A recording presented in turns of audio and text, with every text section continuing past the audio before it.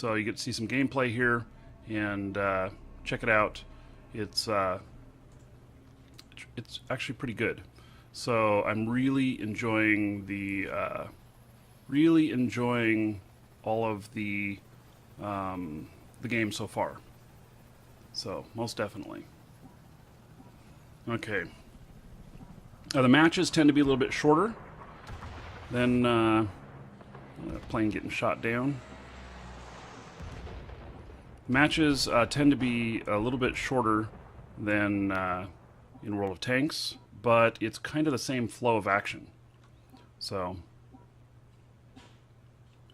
there's some volume stuff going on with this. Sometimes the volume is loud, sometimes it's not.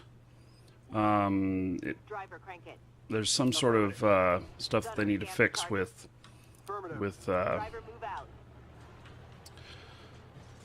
yeah, there's just some stuff that they need to fix, and so whenever you remove focus from the game, it lowers the volume on the game and then does not bring it back up again. So fortunately, having to check some of the stuff I'm watching the store at the same time. So if any customers need help, I have to help them. And then it'll reduce the volume.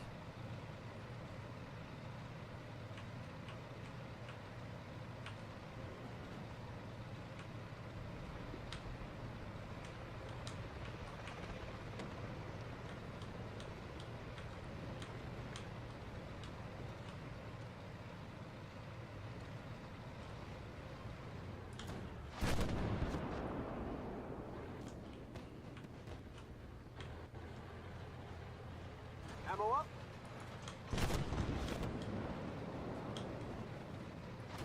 Identify target. Hostile PC.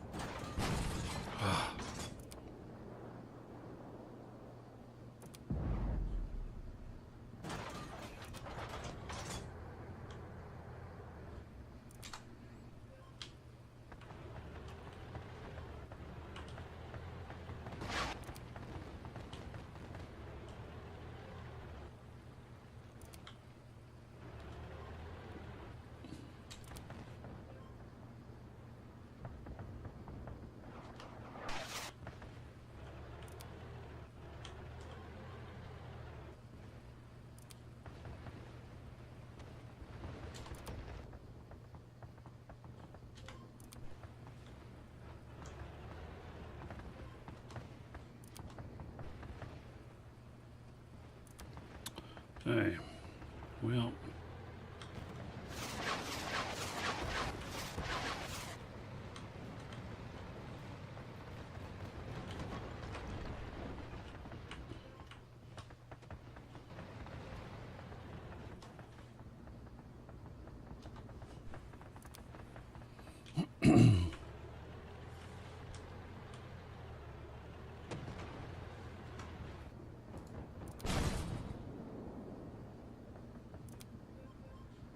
reload, quicker, quicker, quicker.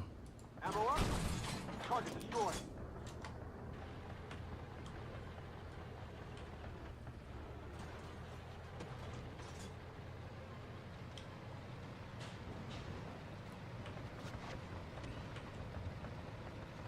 This tank, once fully outfitted, isn't too bad. It's able to get some pretty good speed to it, actually. Identified. Hostile PC.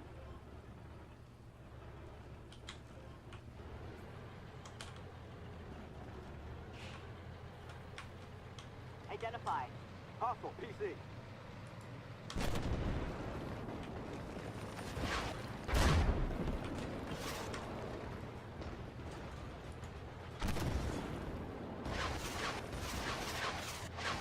Nailed it.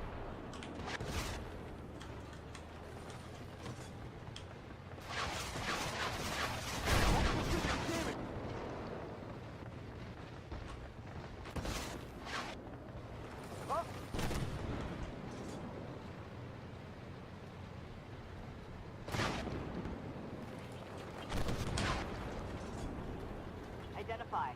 Hostile PC. Ah, finally got me. Good morning, Chronic. How are you today? I was on the losing side of that. It's okay, I didn't do too bad. I think I got 2 kills.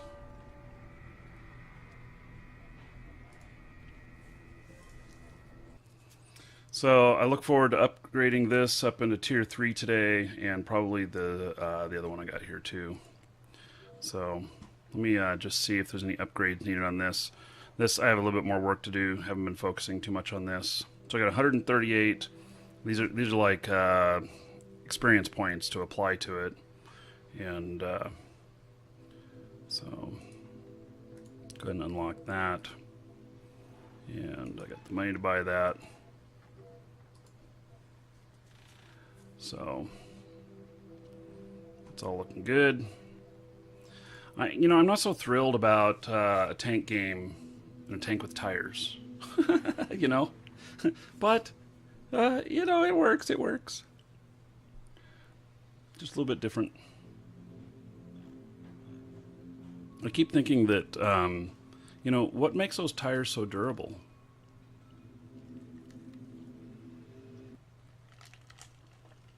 I look at that and I think to myself that, it's just shoot out a tire. But they probably run flats.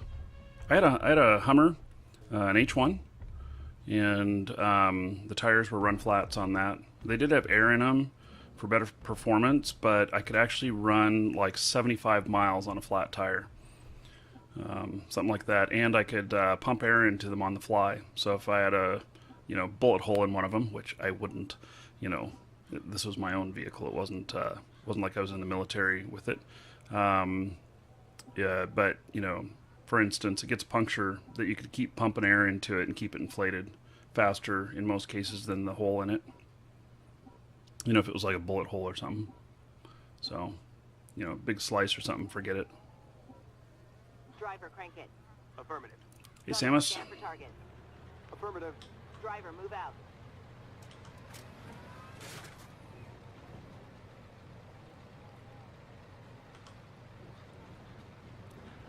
Okay, well, I think I shall go with the group here for the most part.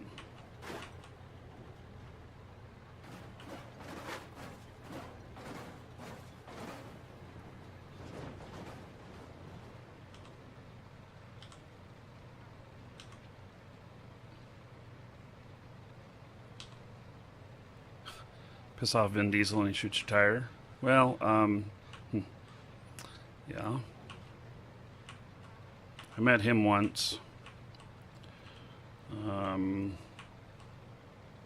interesting guy. I'd love to have him do some voice work for me, kind of like the stuff I've had Duke Nukem do. I think his voice is very recognizable stuff. But to get a couple minutes recording from him probably would, be looking at 10K or so. It'd be pretty expensive.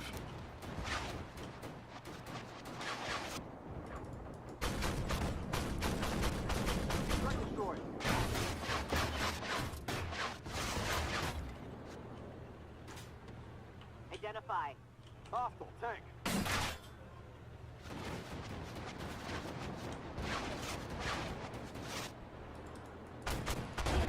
Fire. Oh! Well, that spun me out. Interesting.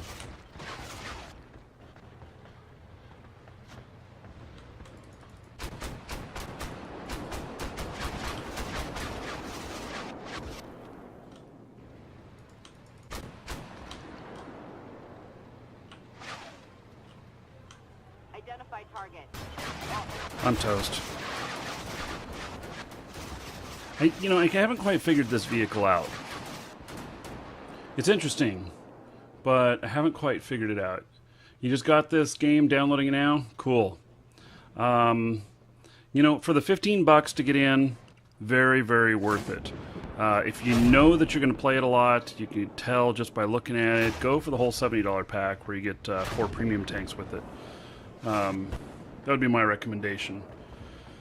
So it's I couldn't afford the $70 one, otherwise I would have done that. But you know, support only, don't attack. Okay, so in a vehicle like this, how do I support? What do? I just provide cover fire for the other guys, or gosh, how do I support? It's not like I can go heal them. This isn't a druid tank.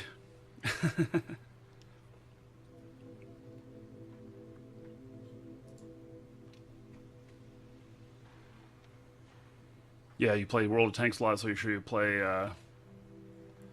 need to go spotting. Okay.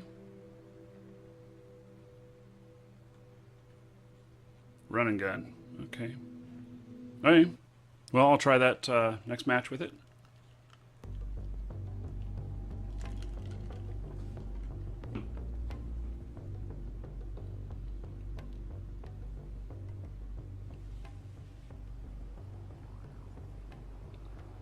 Go with the tanks. Okay, so I'll do that next time. I'll head out with the tanks. Yeah, I've never played a vehicle like that before. So that's kind of my first time on that.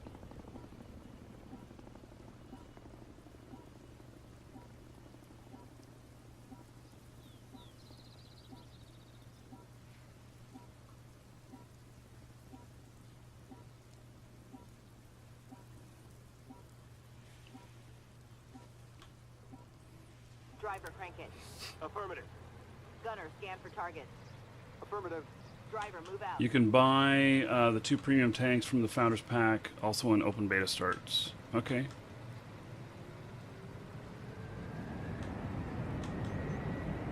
I'll buy bigger premium tanks. For sure. Some of the smaller ones, maybe not so much. I'm not into small premium tanks, but you know, I don't know how many tiers they have envisioned for this. Ooh, can I tip my tank over? I almost tipped my tank over.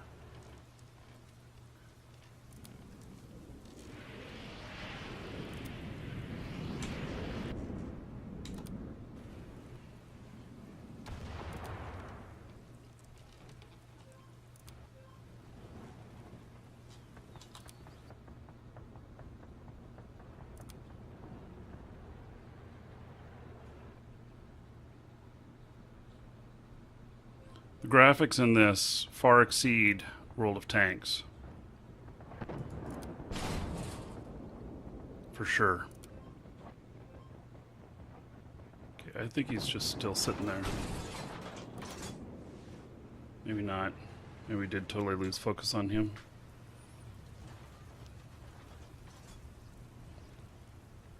Identify target. Hostile tank.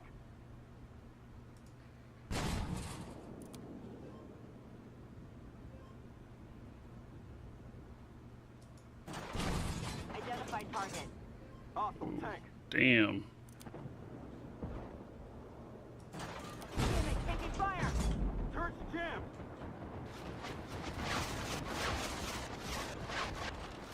Identify. Hostile PC.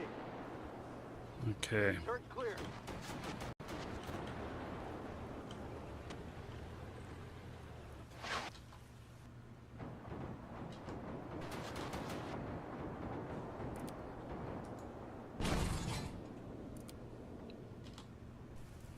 Yeah, the graphics in this are far superior. It uses a CryEngine. I don't know what World of Tanks uses.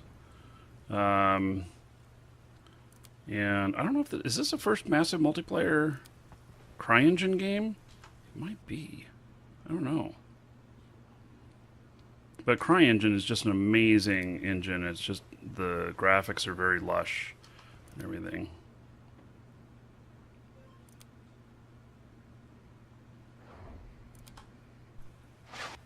And the gameplay so far has been really good.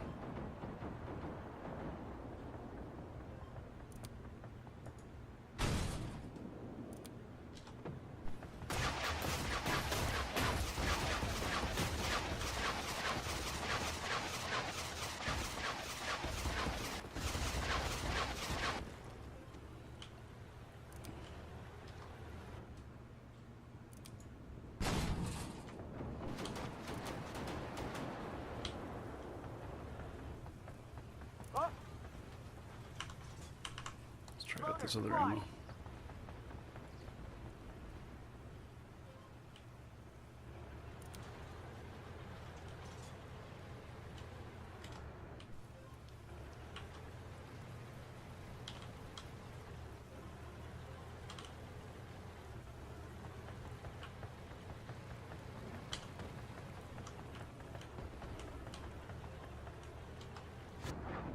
Identify.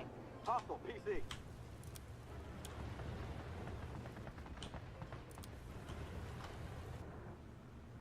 Took a hit. Low squad.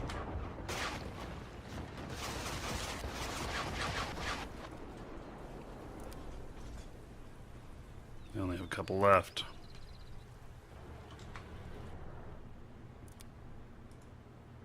Loader. Squad.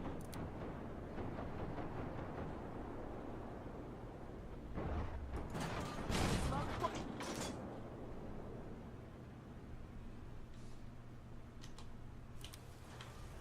Identify. Hostile PC. Low squad. Oh my god, really? That little support tank? That little bitch. Got me! Didn't even see him until he was right there. Oh, Star Citizen runs CryEngine as well. Okay, well that's cool. Oh. Yeah, this is a pretty good tank. You know, I haven't decided yet, you know, what kind of tanks I'm keeping, how many slots. You know, in World of Tanks, you have to buy more slots after you get, you know, what, 12 or something like that. I'm not sure how many it is. And so, you know, it's yeah, I don't know. It just says empty.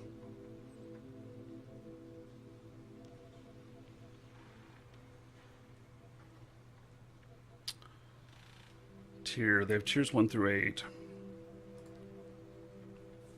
Okay, so playing support. Let us the tree, please. Oh, let us see the tree. I'll have to do it on the next. After this, I'll try and remember after this match show you the tree. It's kind of limited at the moment, but it is there.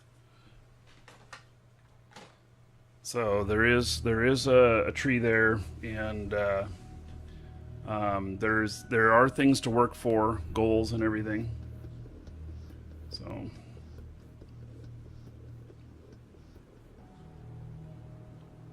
okay, so I guess I'm going to be sticking with this other tank, this patent.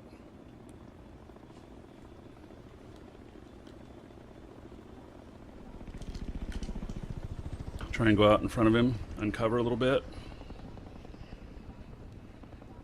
I've not figured out what the E key is for. I haven't figured that out yet.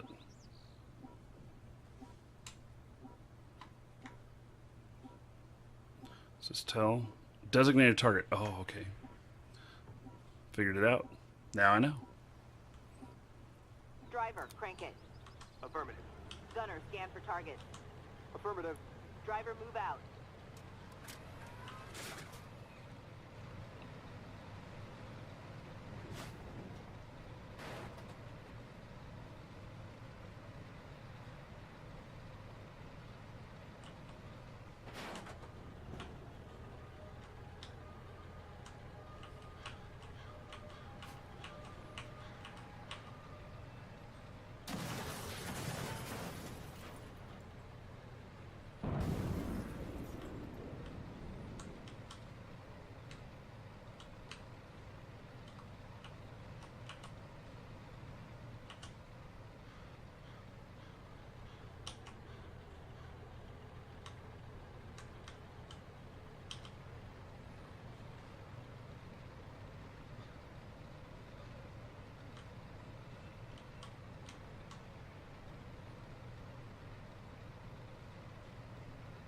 I'm getting way up in here. Identify. Hostile tank. No effect. No pin.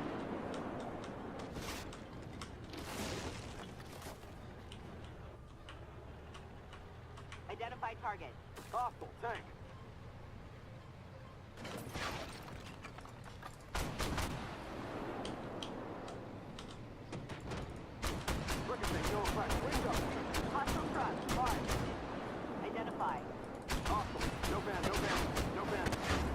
Oh!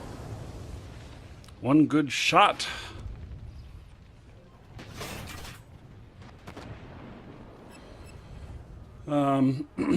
Yeah, the U.S. Okay, so McCracker had U.S. server will be online tonight. So I'm playing on the European server right now, and that's really because it just works into my streaming schedule. So starting at 8 o'clock at night, I mean, should I start streaming sometimes 6 o'clock in the morning, and I'm just not. It's just too late for me. So.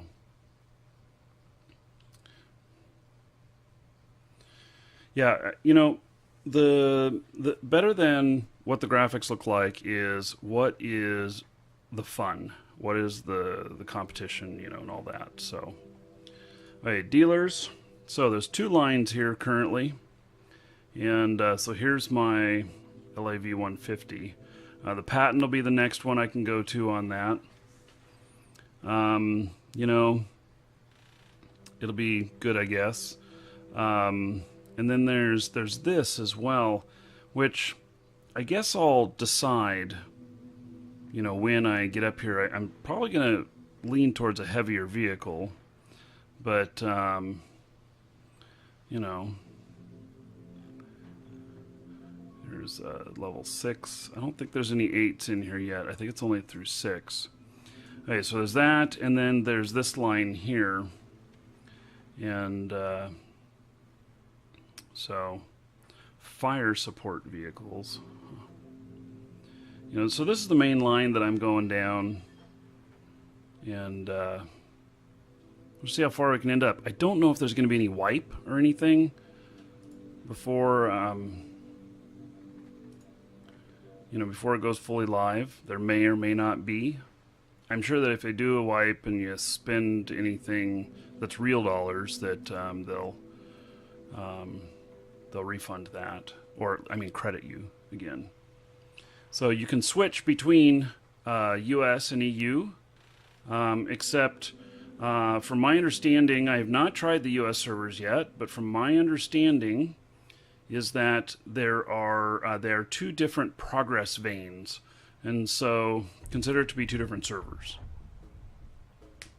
But yes, you can switch between them. There is a thing to select EU or US. So.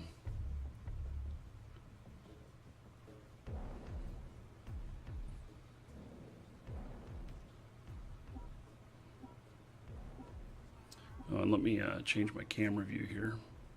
There you go. See that stuff? So that white bar up there that was being covered up, that's a visibility thing.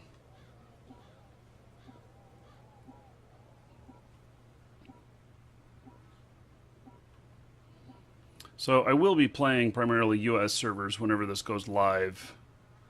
But, you know. Driver, crank it. Affirmative. Gunner, scan for targets. Affirmative. Driver, move out. Do I want to go this way? Don't know.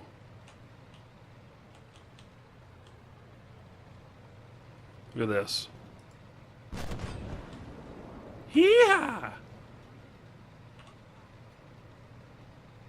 Isn't that cool?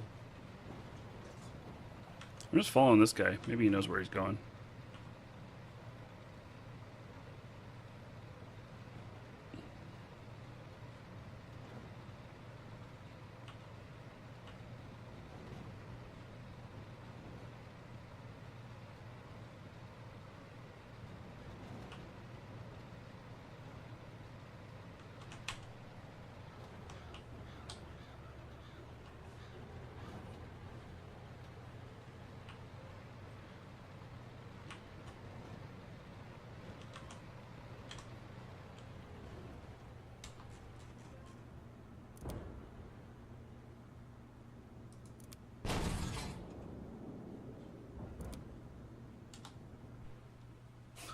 Isn't that cool? Ah! Identify. Hostile PC.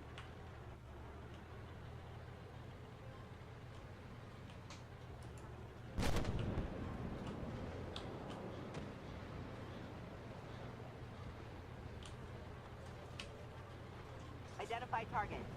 Hostile PC.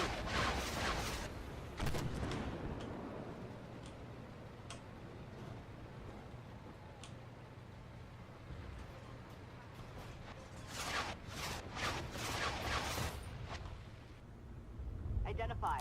Hostile PC.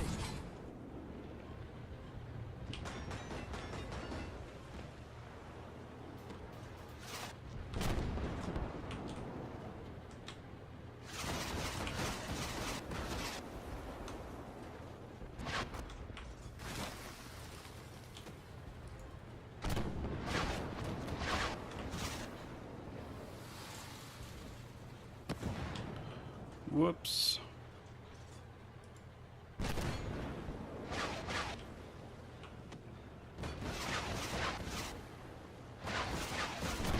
Trying to thread the needle there. Guess is the best way to put it. Rogue squad. So maybe I can get some close-in concussion. Rogue squad. Rogue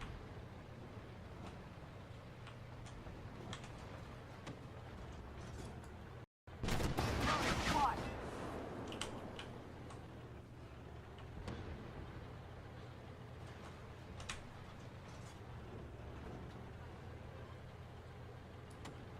Rogue squad.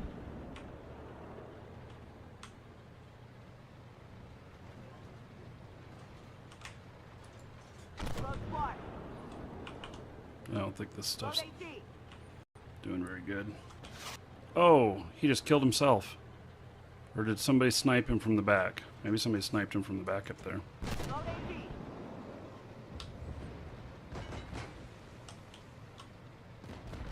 Ammo up. Identify. Hostile PC. Load AC.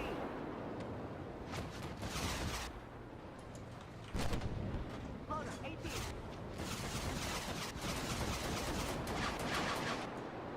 Oh, right as I shot, they got me. I tend to be a little bit more aggressive, so just really trying things out. I don't know what the limits are yet on things, so just been playing a little bit more aggressive. Actually, I've been trying kind of both ends. I've tried a lot of sniper stuff too. So, okay, is there anything else to upgrade on this? There is. Hey, what is this? This is a better turret. It is. But I won't have 315. I won't be able to do that, so we're going to do this. We'll buy that. We'll take it into battle. Can you auto aim? I actually don't know. Hey, I'm going to go grab a pop while I'm loading in. Right back.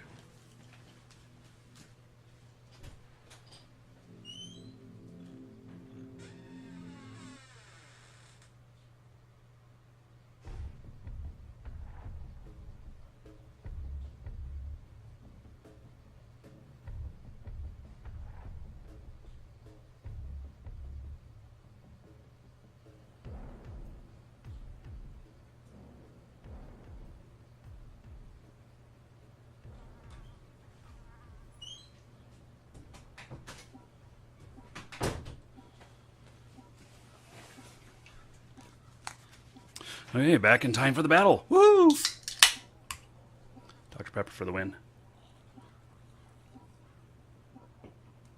Oh.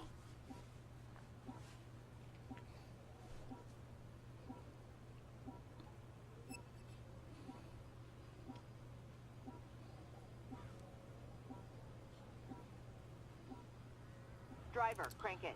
Okay. Gunner, scan for target. Let's see here. Affirmative. Driver, move out.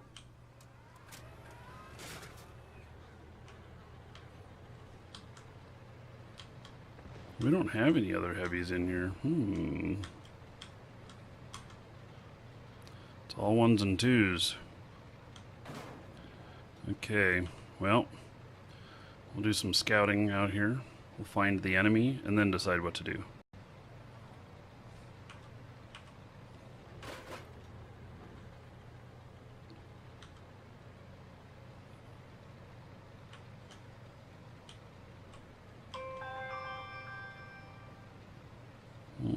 Customer. Identify target. Hostile PC.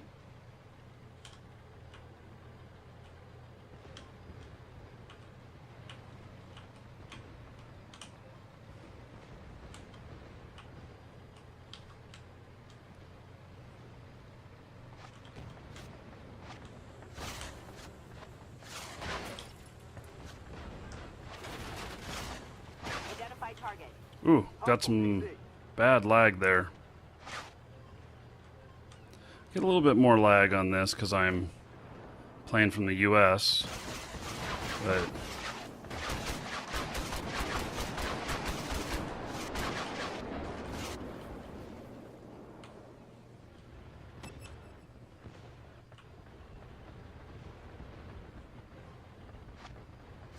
yeah, I'm getting some really funky stuff going on here.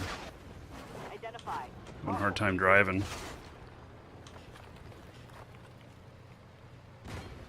Might be video lag, actually. Video is not optimized on the game, not by far.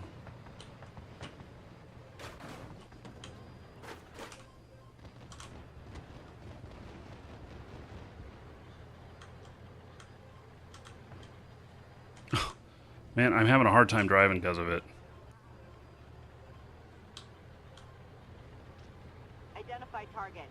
Hostile PC. They're hurting. Ricochet, no effect. Yeah, I knew I was going to be toast there. Okay. Actually, we'll let... let's go for a minute. I gotta take care of a customer here.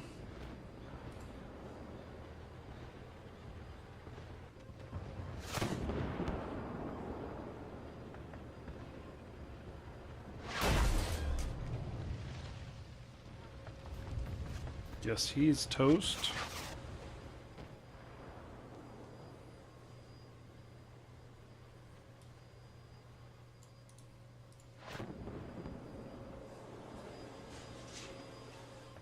Uh-oh, I hear vacuuming going on. Cleaning's happening.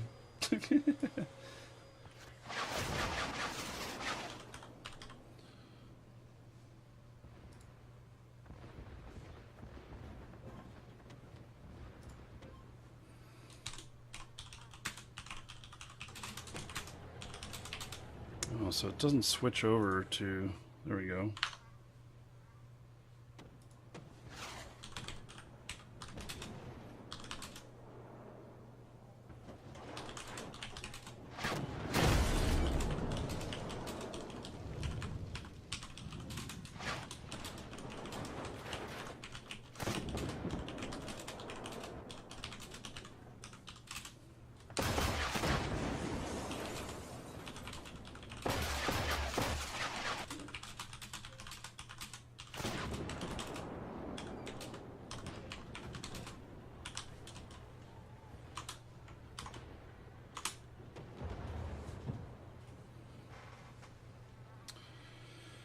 Okay.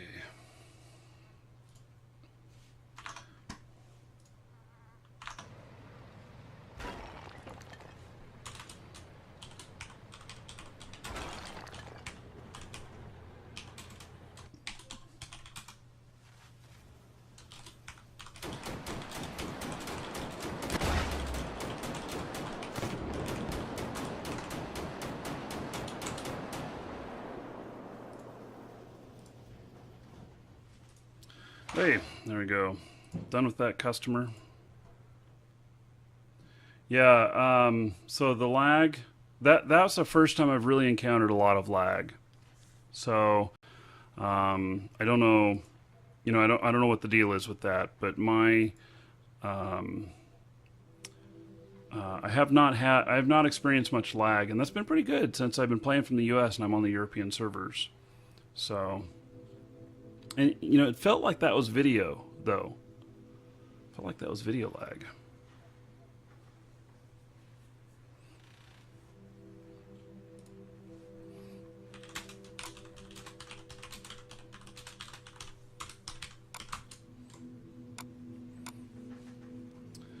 Okay.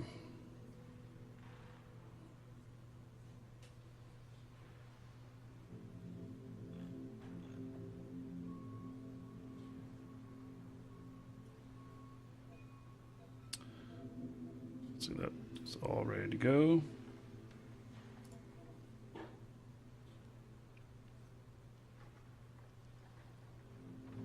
Is that actually a rear view mirror?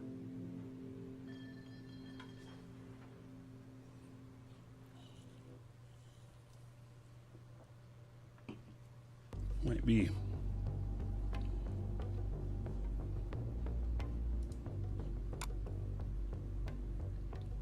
Looking forward to getting into Tier 3.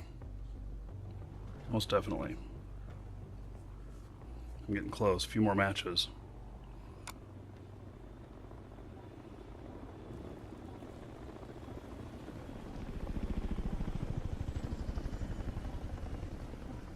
Whoa! See that tank fall out of the sky? He's a little late to log in, I guess.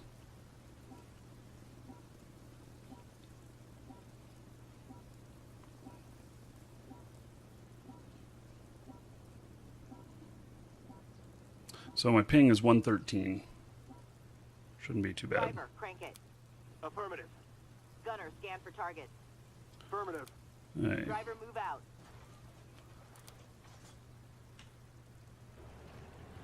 So I'm going to follow this guy.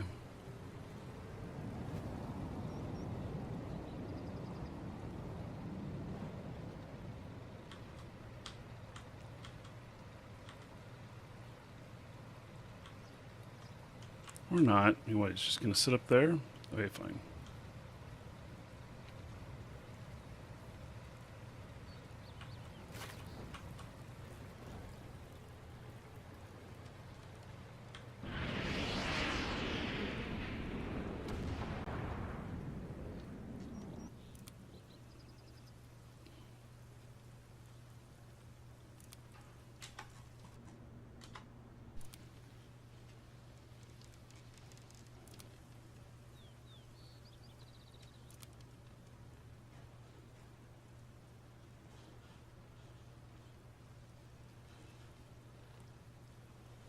Nothing's lit up on the map yet. Oh, there we go.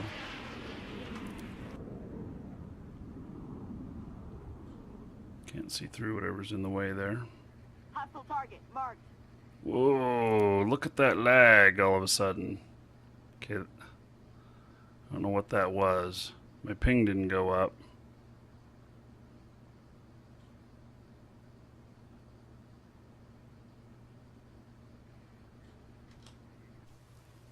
It's all fine and dandy that we call out that target. It's the only one that we see.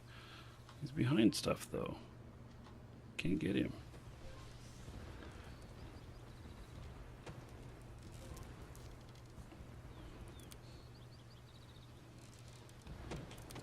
Hey, let's see if I can get over that rock. Woohoo! Dukes of Hazzard style.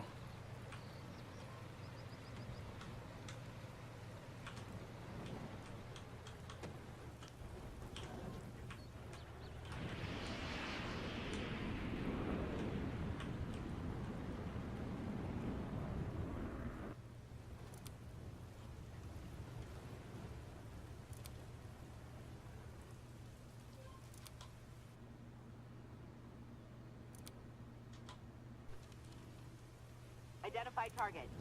Hostile PC. Hostile truck, marked. Huh?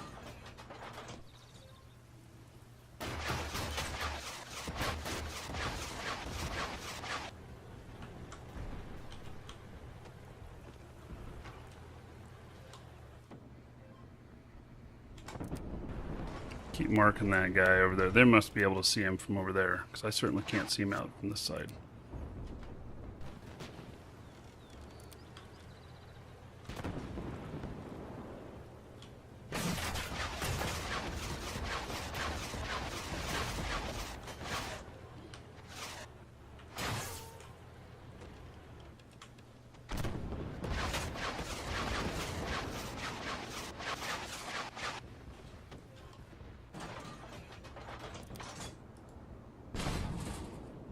Enemy lit up.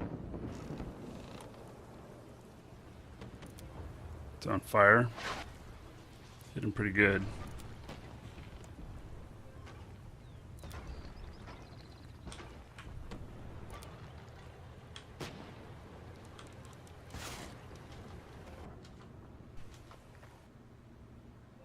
Identify. Hostile PC.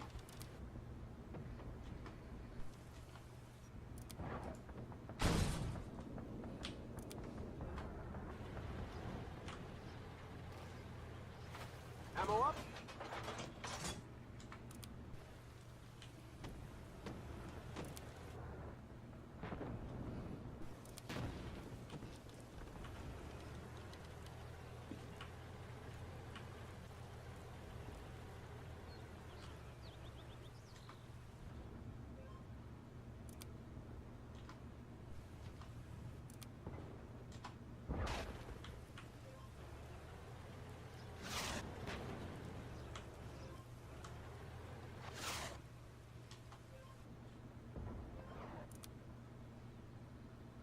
Ooh.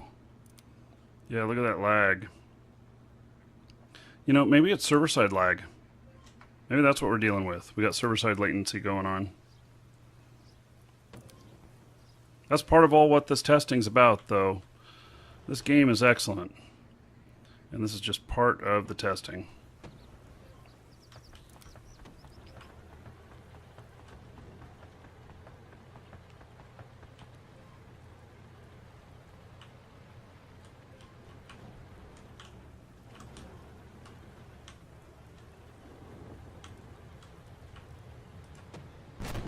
Shoot apart. Identify. Hostile. You lit 'em up.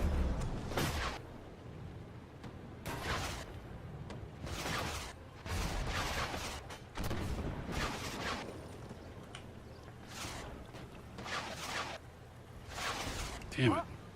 Missed getting that kill. That was going to be nice. Missed it, though.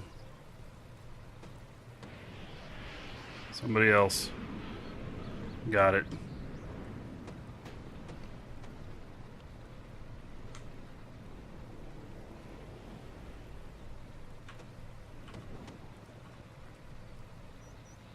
Identify. Hostile tank.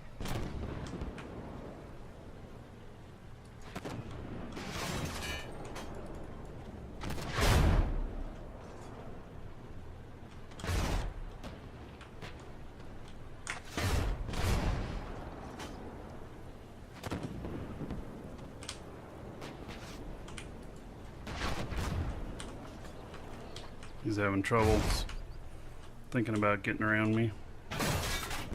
Oh, I bounced that one. Damn it, I didn't get that other kill either. The maps are good. The maps are good. I'm liking the maps. They seem pretty good. And do I think the Founders Pack will be worth it? $70? Yeah, I actually do, because premium tanks, you know, premium tanks are what you earn your money with when you don't want to pay for the XP boosts or the, you know, the bonuses. And or you do and you earn even more. But yeah, they help you keep the cost down on the game in the long run, because they will typically, at least in the world of tank style, they'll earn more than their counterparts. So, okay, I'm at 96% on this. 17,000.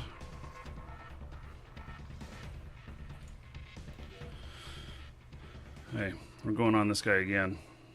Focusing on this guy.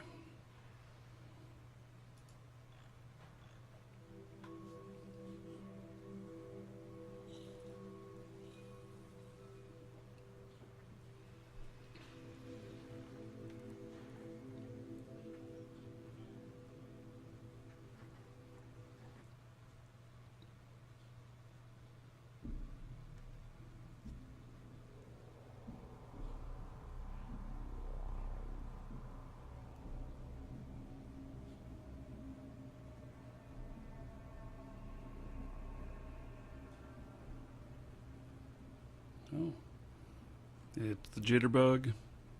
That guy's tank was jittering up there. So this map is not as good as some of the others. I mean, it has its perks. It's kind of interesting. I think there's a plane that crashes in the center here. See that plane there? It's kind of a cool opening scene.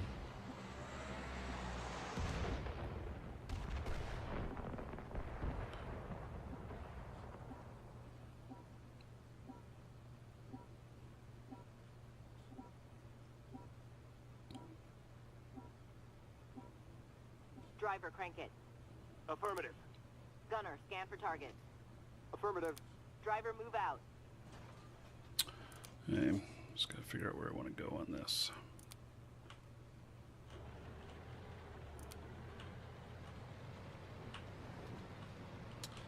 You know what, I actually think that I may want to snipe a little bit on this one. Try sniping. Done it a little bit before with these tanks. Let's wait and see what lights up, see what opportunity comes up. If they come down this alley and they feel like they're okay. Here's what I like. Look at all them cars up there.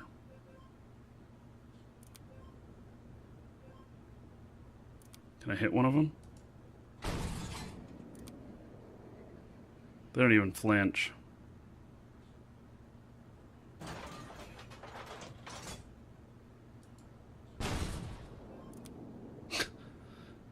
Such a bad shot.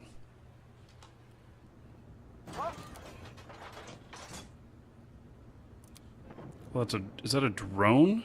What is that? Looks like an awfully small plane.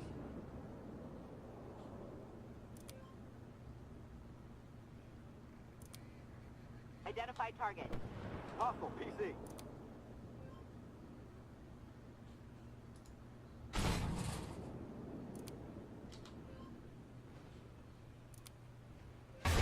Identify target. Hostile PC. Under fire! Move! Move! The track is hit. We're hit again!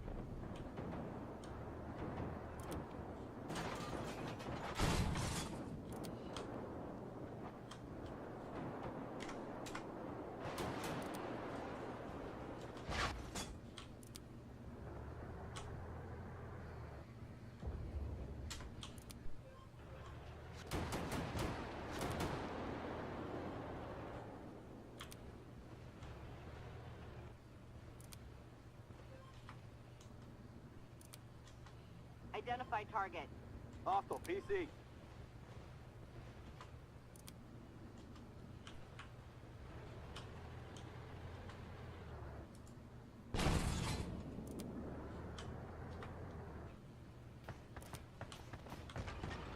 Ammo up. Enemy destroyed. Oh, damn.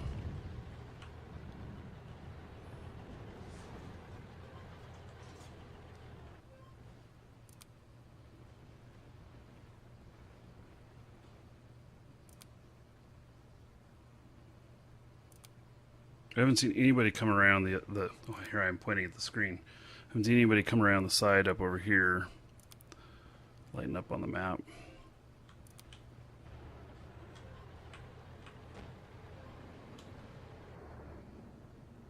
I could have hit that.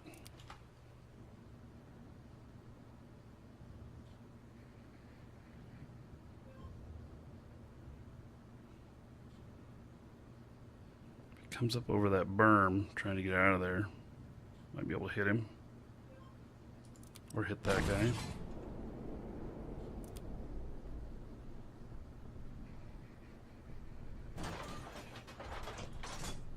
Getting a bit more of this video lag, or this weird lag.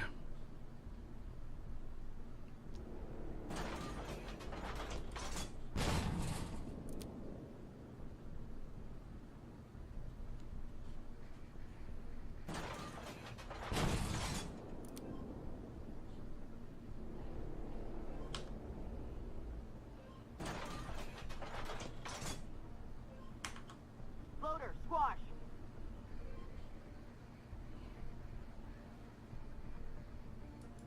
Load squash.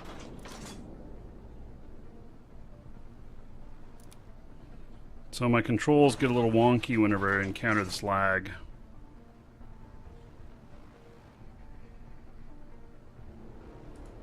Load squash.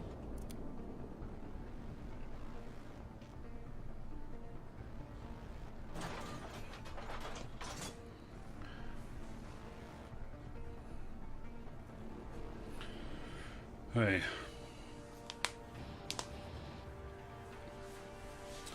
Is there rocket artillery? So there, I understand that there is artillery. Okay, so there's SPGs, and there's some other artillery stuff.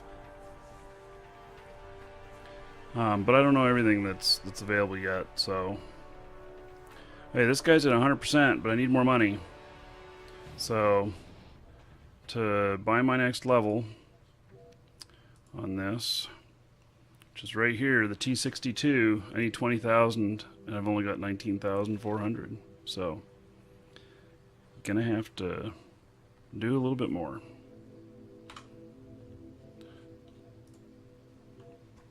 One more round, maybe? Already started tier 4, yeah. Okay, I've seen him on there, so...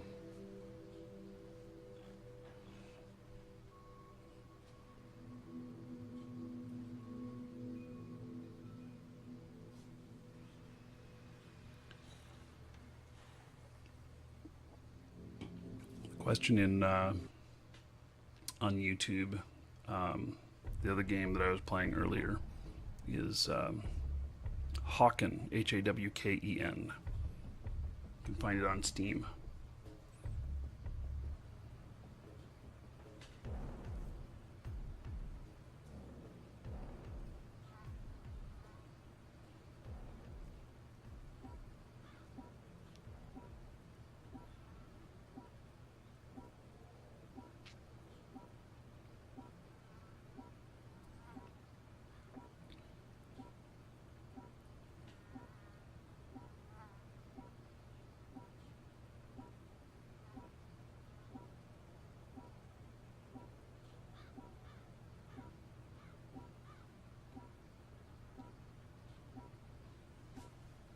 Driver, crank it. Affirmative. Gunner, scan for targets. Okay. Affirmative. Driver, move out. Go down these lines out here.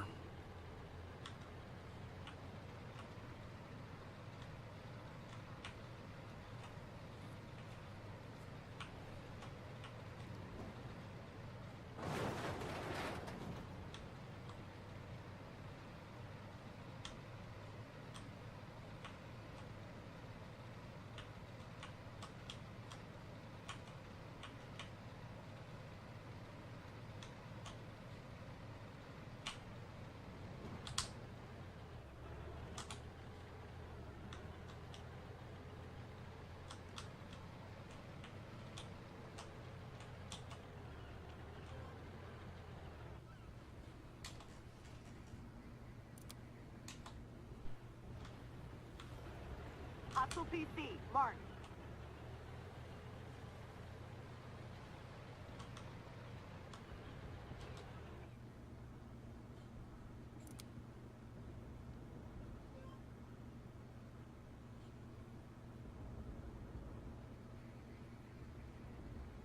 Looks like I can't get really long shot lines. Oh, there's one.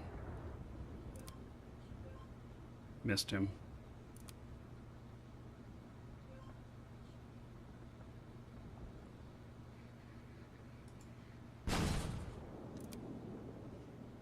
Didn't miss him there.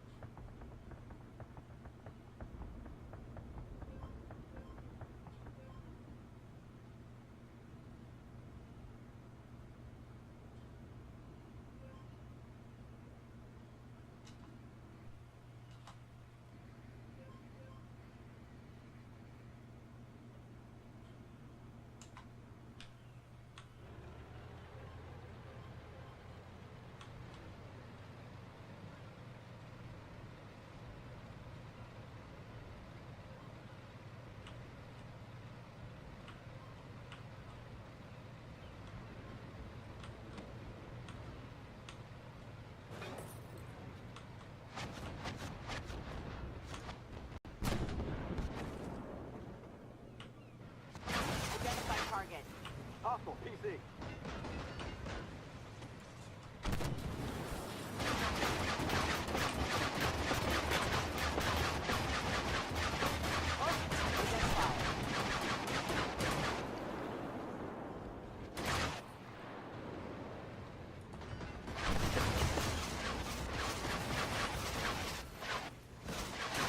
Huh, this is not working out well.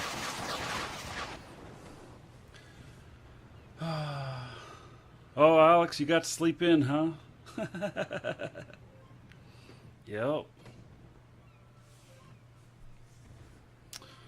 So, I wonder what purple means on there.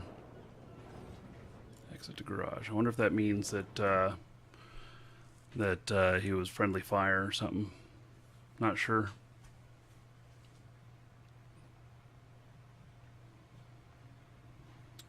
Okay. Well, I still don't have enough money.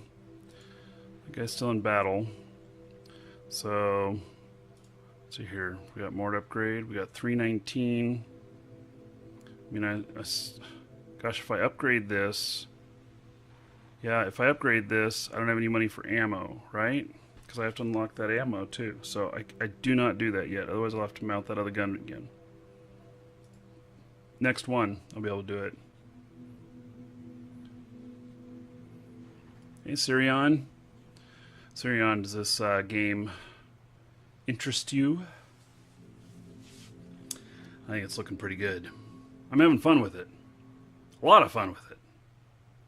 This game is... Yeah, I'm liking it. So, most definitely.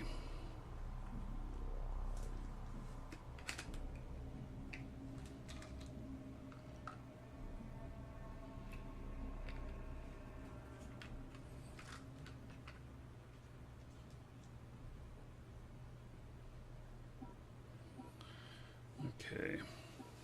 Googling it right now. Sirion, exclamation point AW in chat. We'll give you a link to it. $15 to get in on the early testing stuff. This game will be free to play.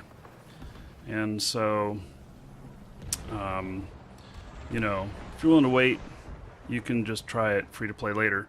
European test is going on right now. We've got, Driver, crank it. I don't know, 7 hours. Ooh, excuse me. Target.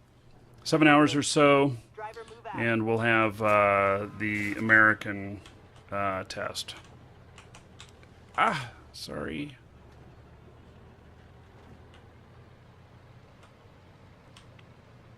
Whoa. The lag is real in the game today. We didn't have these lag problems the last couple of days. These lag problems have definitely only been today. So, not quite sure what to make of it yet. What I suspect is that it's server side. But that's just, I'd call that an educated guess. I don't really know. Identify target. Hostile PC.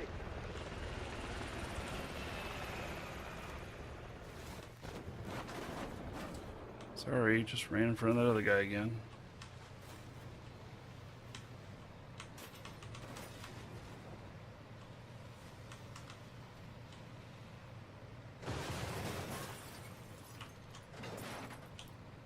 Identify. Hostile tank.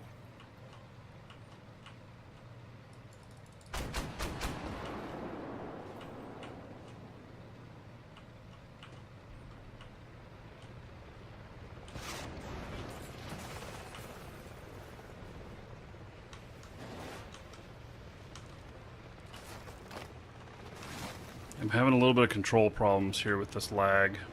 Most definitely. See, I keep oversteering. It's because I'm getting a lag time in the controls.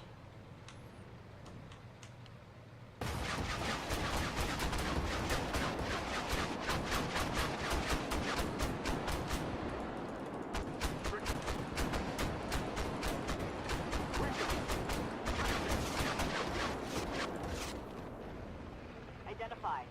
Hostile PC.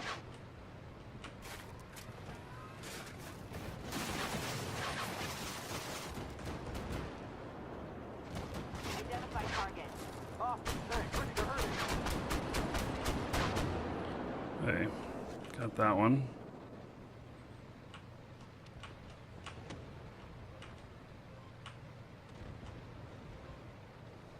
Identify.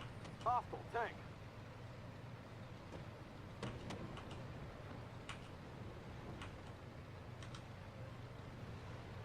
Go up the backside with these other guys. Identify target. Hostile tank.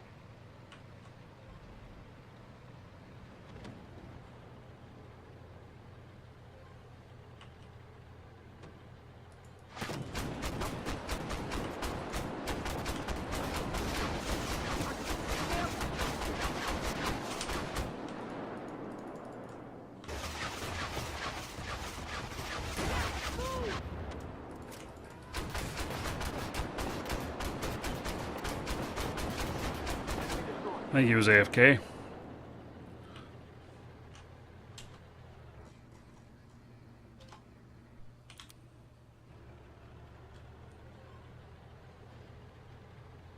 There's another one.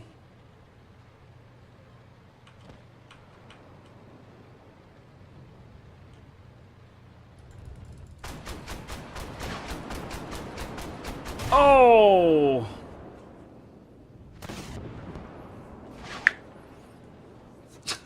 Got hit from the side.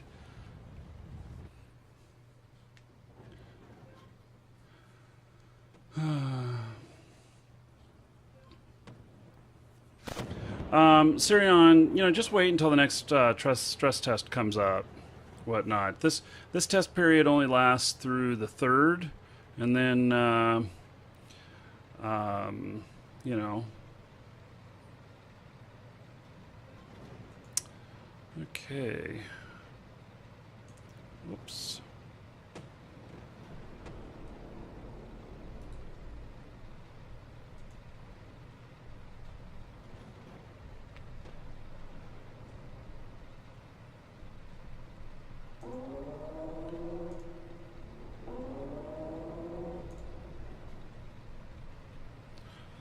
So, anyway. Hey, excuse me for just a moment. Be back in just a moment here.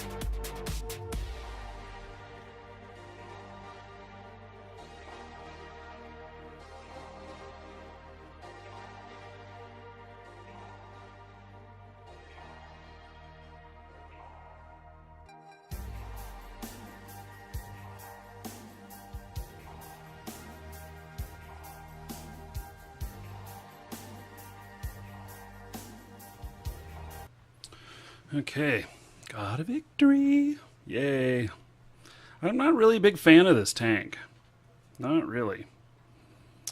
Not really. Oh, the commander. It's at level 3. Okay, so base capture, nat, pack tactics. Do I have to do these all in order? Let's see. Vehicle repair improved by 19%.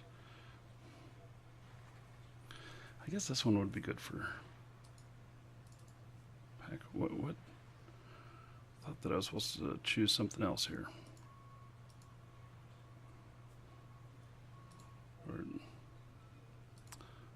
You can only choose one side.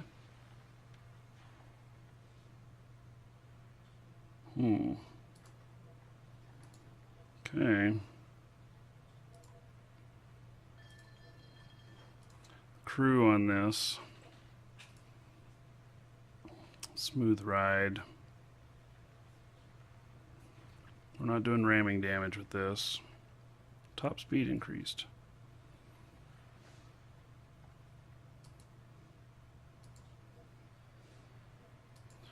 And maximum accuracy, traverse speed. Yeah, I wonder if we, I think both of them on that. Wonder what happens. Learning all this stuff, you know, just kind of going through. Okay, let's switch vehicles here. I'm completed with this one, so I should be able to go to dealers. And then, look at this. New tank. Oh, yeah. So, what's a Russian tank? Okay. Purchase. Okay. So I've purchased it. Don't know what that means. Go to the garage. Needs service. They always need service right when you purchase them. So, yeah, needs ammo. Won't be able to upgrade anything on it yet. I'm sure I have a little bit of free XP here, but... Okay, so... Wow, look at all these ammo types. I mean, I only have 2 to choose from right now, but it's kind of interesting. All these different ammo types. Okay. So the only 2 I have to choose from right now. And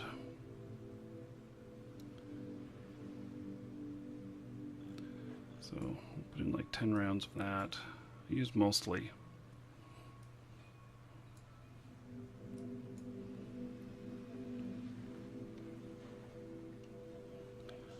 Okay. Auto resupply, that's fine. Confirm that. Confirm. So, consumables.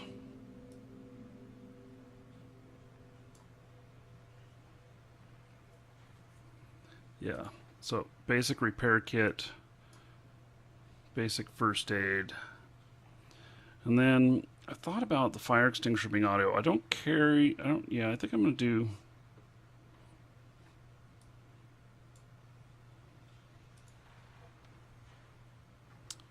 Okay, we're going to auto resupply these as well. Auto repair. Okay, good to go on this new tank. Let's do it.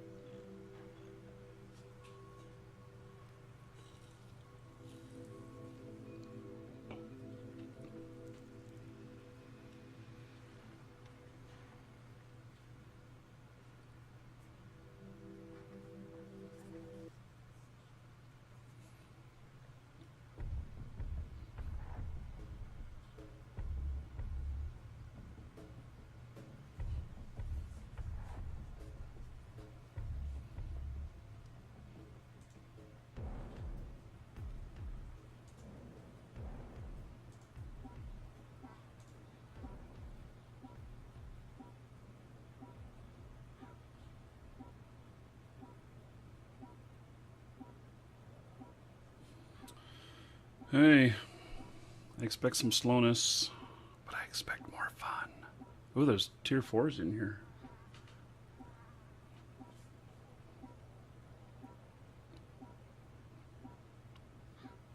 So what about 4 maps, I think? Driver, crank it. Affirmative. Gunner, scan for targets. Affirmative. Loader, ready up. Up. Driver, move out. Yeah, I'm gonna go this way and see what I can do.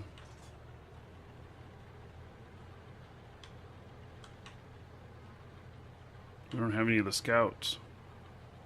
We're all tier 3 at the lowest.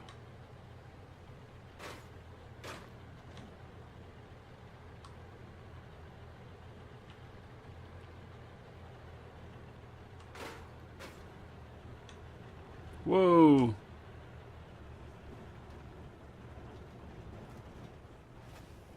My tank has a mind of its own. Oh! Yes, well. Match failed. Okay. I'll say that's probably true. Don't know what happened. Hey, Alex. Yes, I have quite the earache. So, went to the doctor yesterday. It actually, if it gets too loud on the stream, it hurts my ear. But anyway, getting that taken care of. Since I'm flying on Tuesday, I needed to make sure I got that taken care of. Wasn't going away.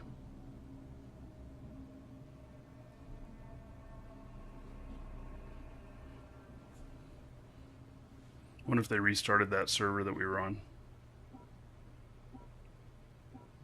Okay, wait for it. This is the plane crash. I'm not such a big fan of this map.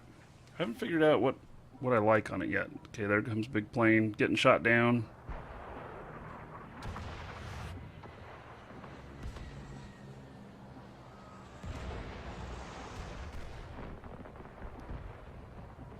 So I don't think I'm going into the city.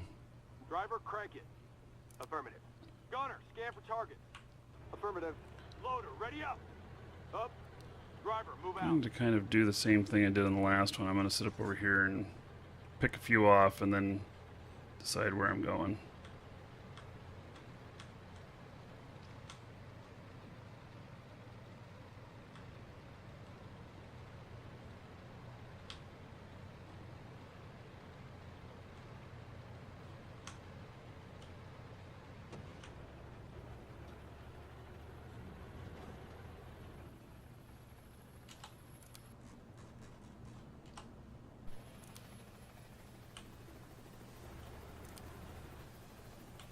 Can't get the barrel down a whole lot, so goes up pretty good. I have to be out. I have to have my nose out here a little bit more.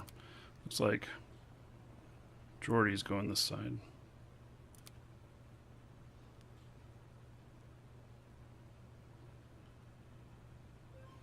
Okay.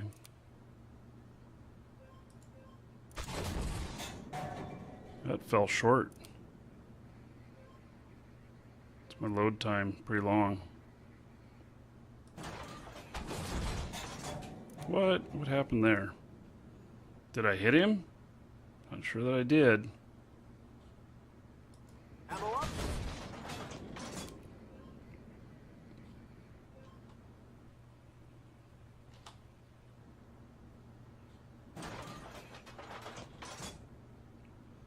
He's driving there. No pass. Well, I hit him, but didn't penetrate.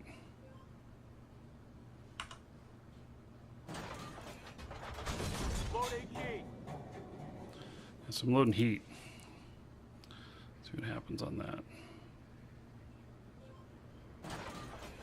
Loader HE. Okay, hit the tracks. Ammo up. Load HE. So I'm doing some module damage there. Load HE.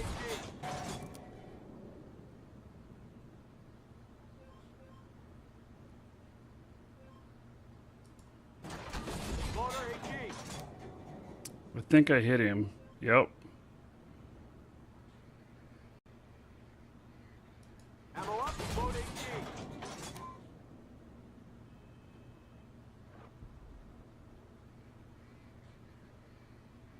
Ammo up, loader AG.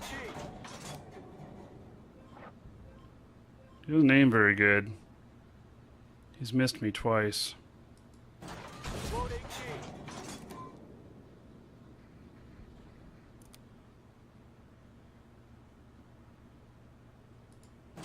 Loader AG. Oh, that was cool looking.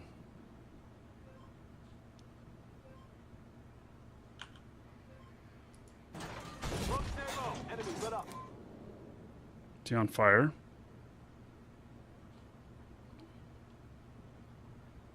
Ammo up. Load stay low. Almost got a kill.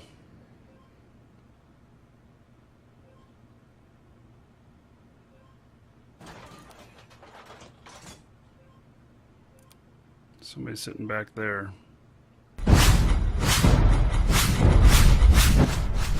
Chewing us up.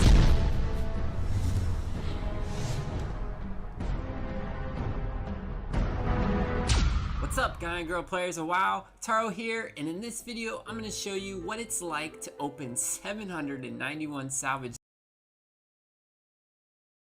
crates. Yes, 791. Crazy, I know, but it's going to be a lot of fun. I have 4 level 100s, so I use them all to gather as many big salvage crates as possible. It took about 2 weeks to get this many, so about 14 per day per character, give or take. First up, we have Rutaro, who's my warlock. He had 211 big crates and 5 bags. It took forever, but eventually I ended up with 24 blues, 231 greens, and 1 665 BOE epic, which was nice. I vendored pretty much everything, even if it made more sense to DE it, just to be a bit conservative. I also got a ton of armor and weapon upgrades for my followers, lots of vendor trash, along with some regents to auction. And of course that BOE epic. Next up, we've got my junior druid, who started out with 134 big crates and 3 bags. He's my most neglected, hence the smaller numbers. With him I had 152 greens, 16 blues, and 1 BOE 665 epic.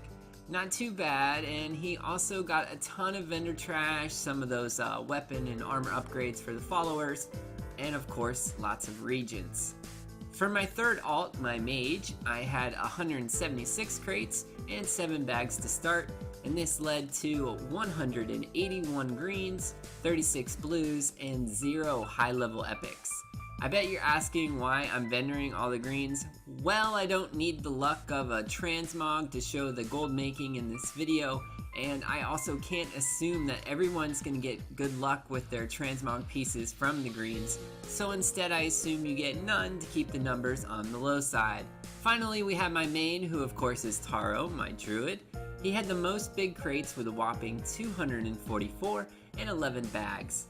Tons of chances for 665 BOE epics, but no dice, as his luck was pretty thin.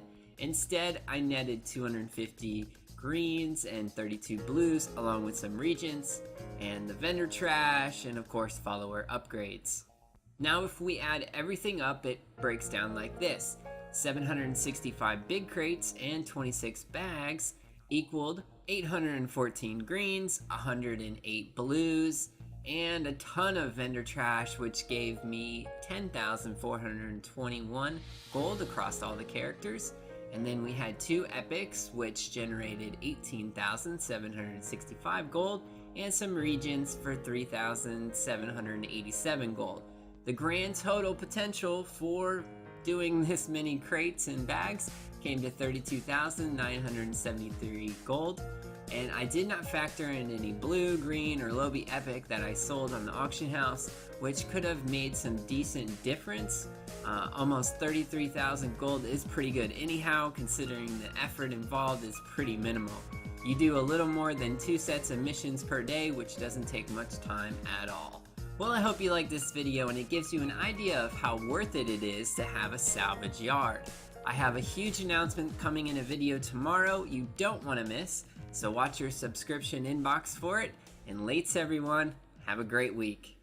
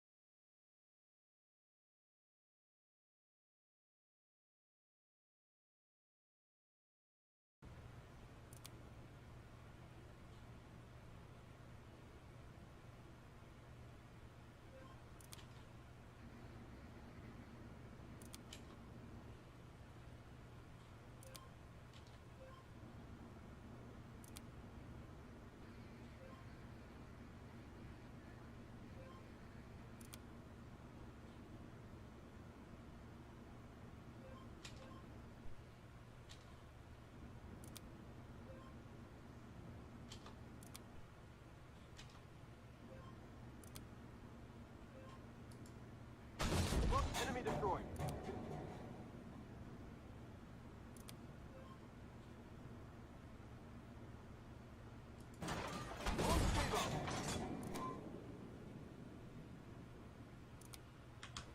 Took a hit.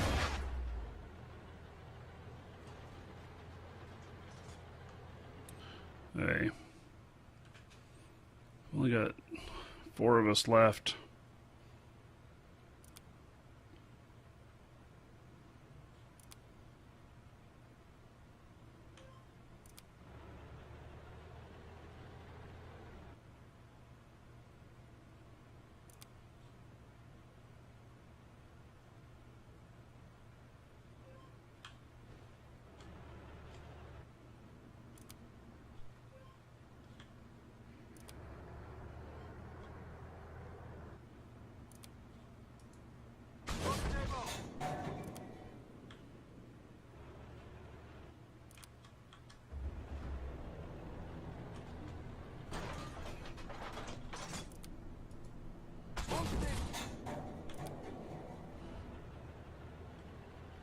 Hit him.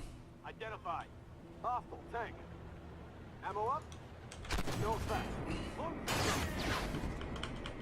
I don't have any.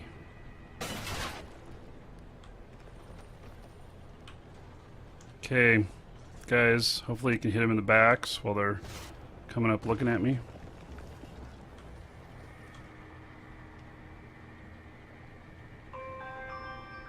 Identify target. Hostile tank. Shit, we took a hit. Took a pretty good hit there, too.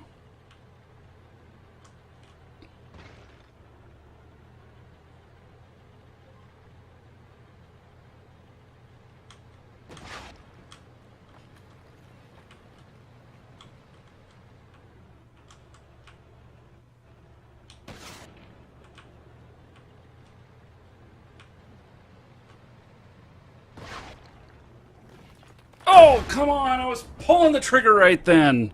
Shit. I just wasn't feeling like I had the aim right. I knew I need to get the aim right.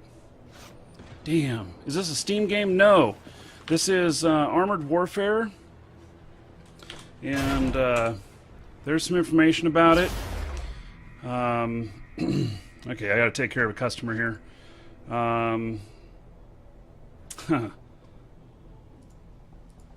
If you like World of Tanks, you'll like this. I can say that right now.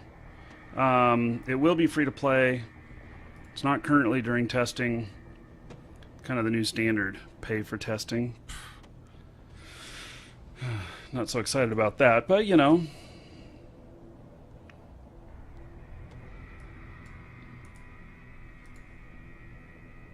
The game is definitely worth it already. There's a real brief period right now of the playtesting. It only lasts for 3 hours each day right now. Except for weekends, I've got a little bit longer. And I don't know when they're going to schedule the next stuff. So this goes through the 3rd.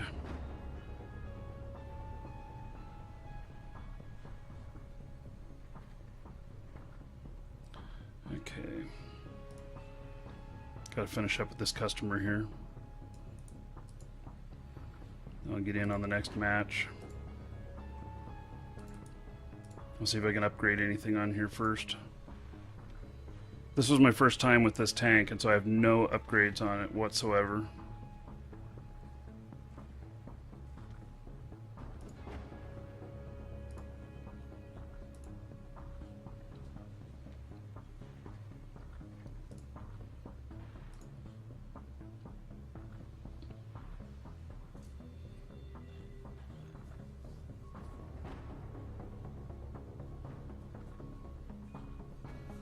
Okay.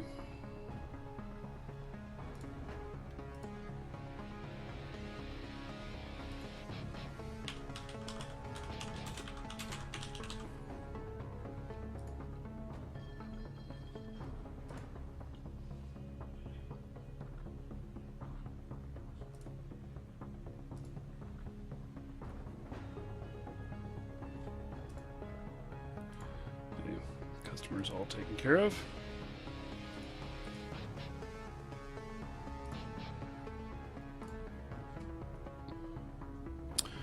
Okay, so here's kind of the breakdown for the match. I got 58. For 1 kill, I got 7. For 2 assists, I got 9. Damage inflicted seems to be the biggest thing for getting XP. Spotting, okay, 17. Not too bad. Now let's see if we can upgrade this.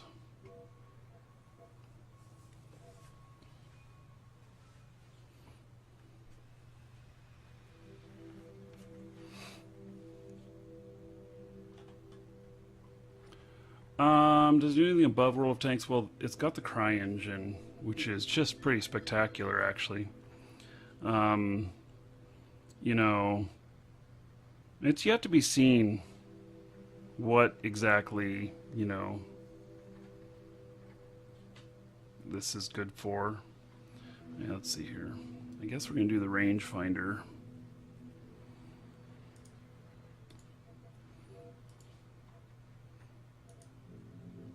I already know that regardless of how it compares to World of Tanks, that I will be playing it. I'm enjoying it.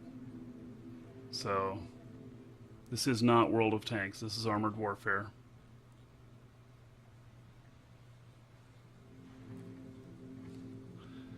Any suggestions for an MMO or MMORPG for a guy who's never really played them before? That's a hard one. Let's go into battle. You know, it depends on, you know, what it is you like to do in games. Because there's a lot of different types of MMOs and such, so it's hard to say.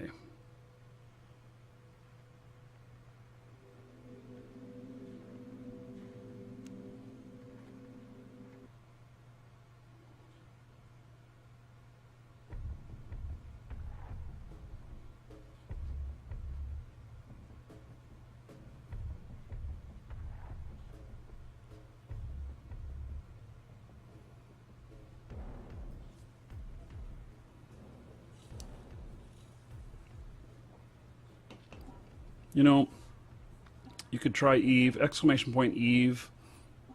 It's the most hardcore MMO there is. But you can get a free trial from our site. You know, there's a lot of free-to-play MMOs out there. I don't know, it's just really hard to say.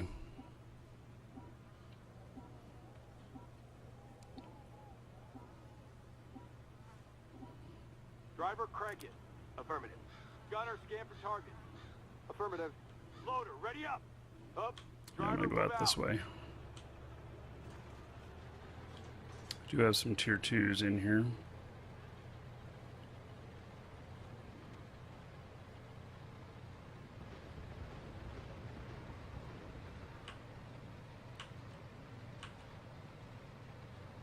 Can I shoot these off the map? Nope.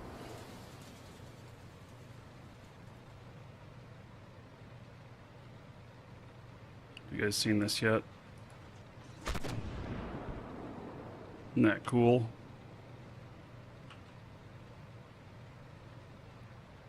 I'm wasting ammo.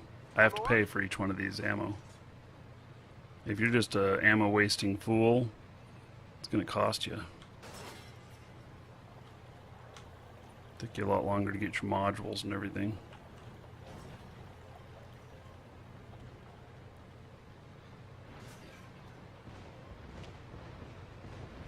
Yeah, so Gabe, if you're trying out Eve and it's pretty overwhelming, I mean, yes, that is the nature of Eve. But if you get it figured out, Eve is the most rewarding MMO there is out there, by far. So.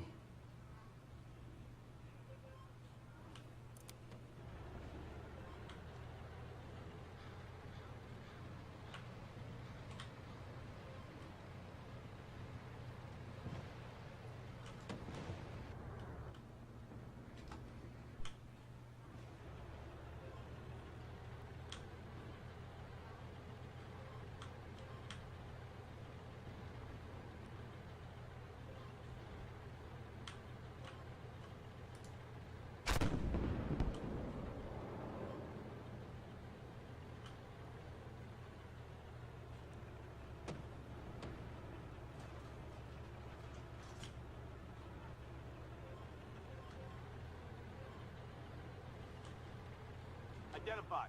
Hostile PC.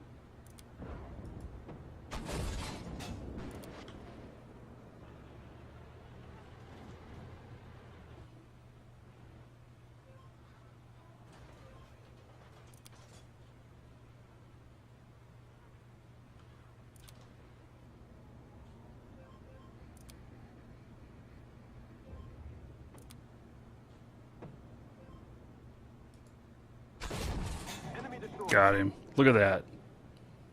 Booyah. That was a beautiful shot because I could barely see any of him.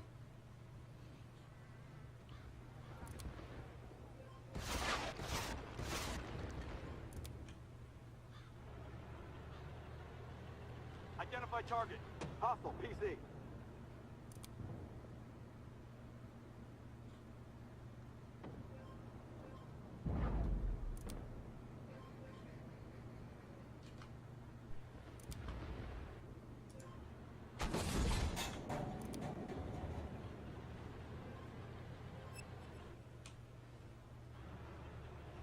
Can I blow these train cars?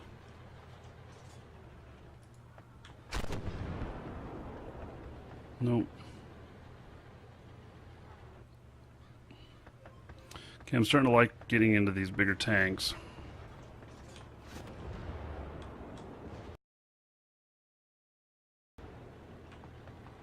Identify target. Hostile PC.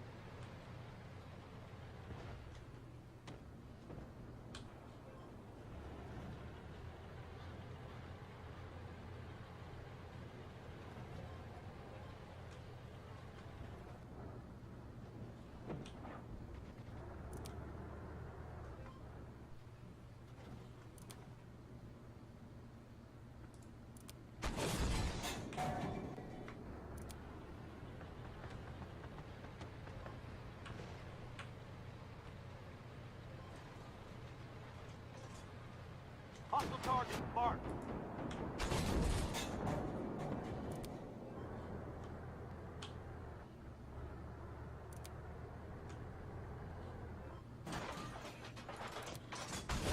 Damn it.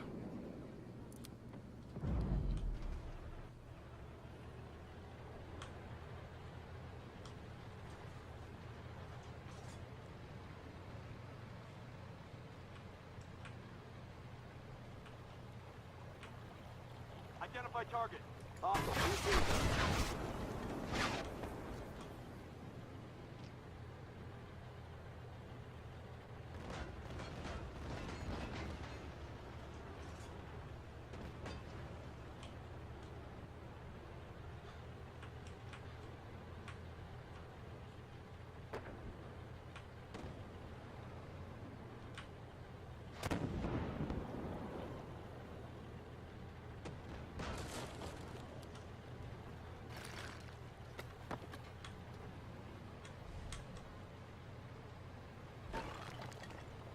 Identified. Hostile PC.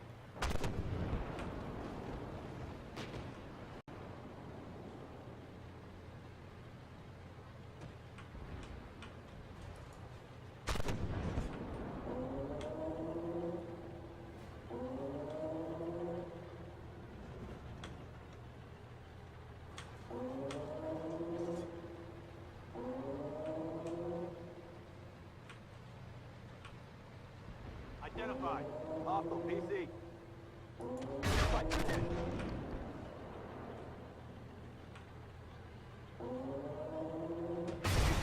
We nailed him.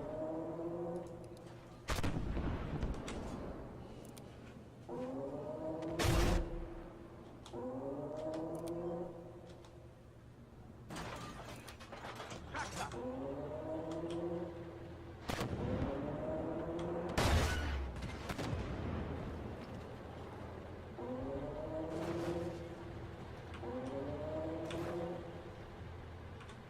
Oh! I was doing pretty good with that one. That wasn't too bad. That wasn't too bad at all.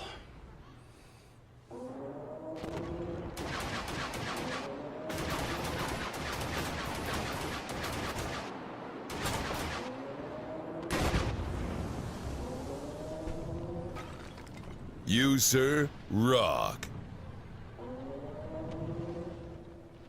Maraxis, thanks for hosting. I appreciate it, buddy. Maraxis, I haven't been seeing, but hopefully you've been having fun with the game. I've been really enjoying it. So, really enjoying it. It's a lot of fun so far. Reminds me of my early days playing World of Tanks. So, I was right in on the beginning of that as well. Absolutely loving the game. Yeah, okay.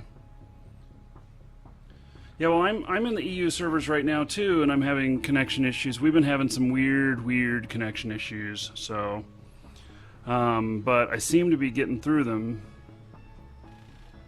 Welcome to a short So, demonstration okay, what else can we of upgrade Super here? Auto-Clicker.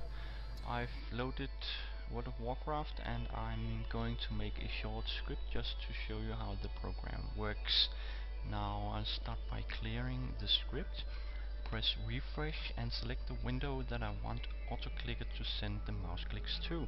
Now if you have more Anything? Let's see. Meteor gun stabilizer. What is this? Enhances accuracy while on the move by 20%. Actually, that's quite good. But I only have 135. I don't want to spend my my free XP. So we're just gonna hold. Wait, we're just gonna go back into battle with it. Whoa, 5,000 millisecond peak. That's 5 seconds, buddy.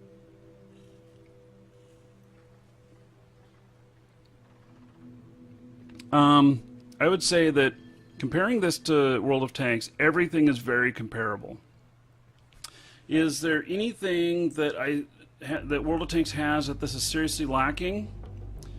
Nothing that I don't think won't be fleshed out during this beta period. Is there anything that it has that is, you know, outstanding above and beyond what World of Tanks has? The engine. the graphics. They're pretty incredible. And this game just looks beautiful.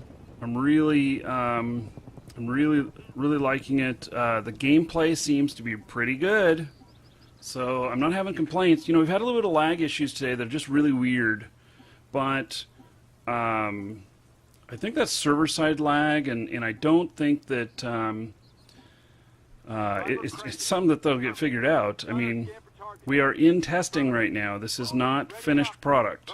So, you know, shouldn't... this is a new map. I have not been on this map before. I thought I had seen all the maps. Oh, look at that guy. I don't know that I've been on this map before.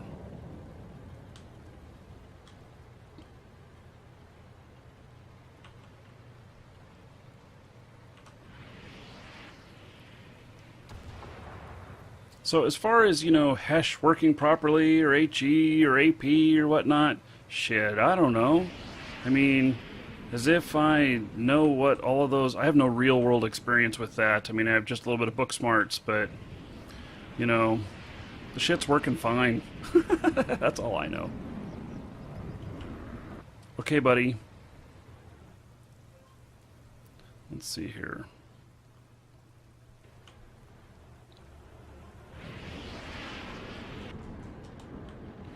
There we go. There's T62 up here. Tier 3.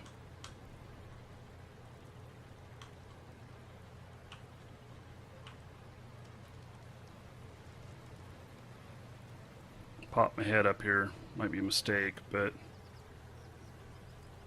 Identified. Hostile PC.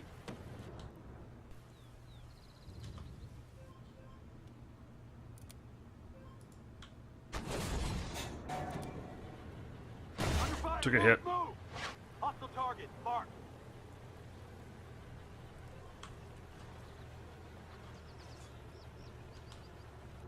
Can I get enough elevation right here? No, I don't think so. Nope, not there either.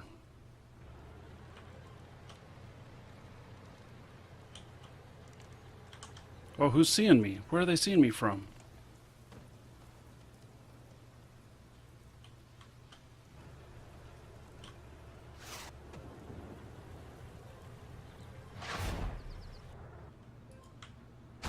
Ricochet, no effect. It's Ricochet. Okay, I got hit from the front.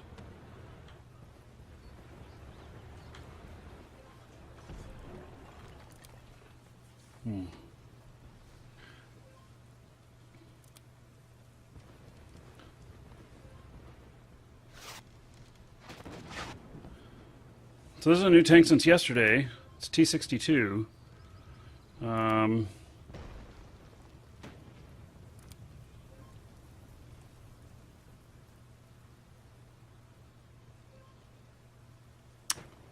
to think of what to do here.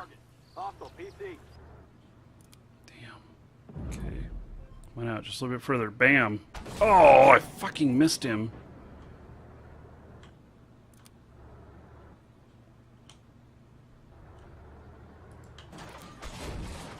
Didn't miss him that time.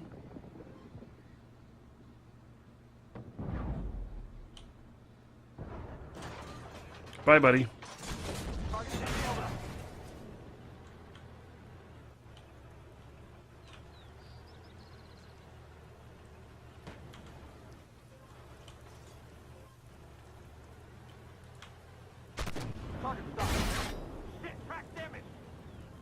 Did he just say shit, track damaged? That's awesome.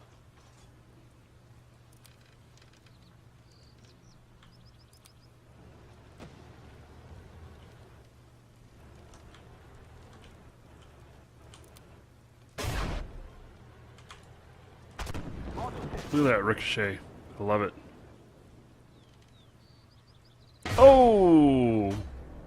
Was that artillery? What was it? A scorpion got me. Wow.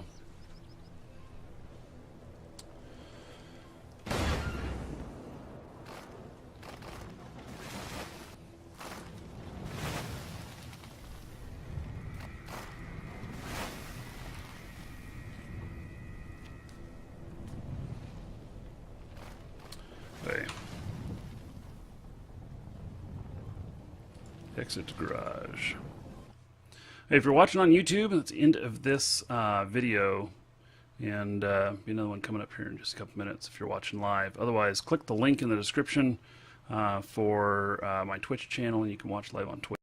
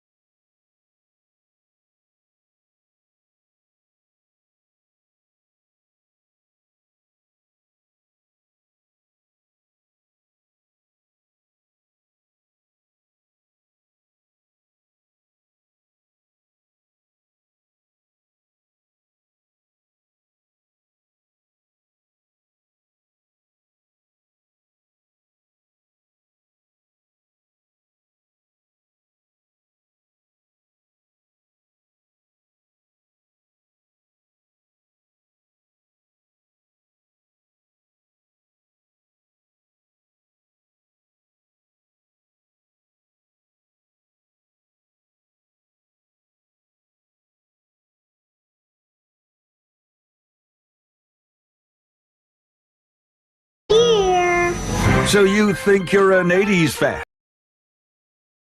To the future! So you think you're an...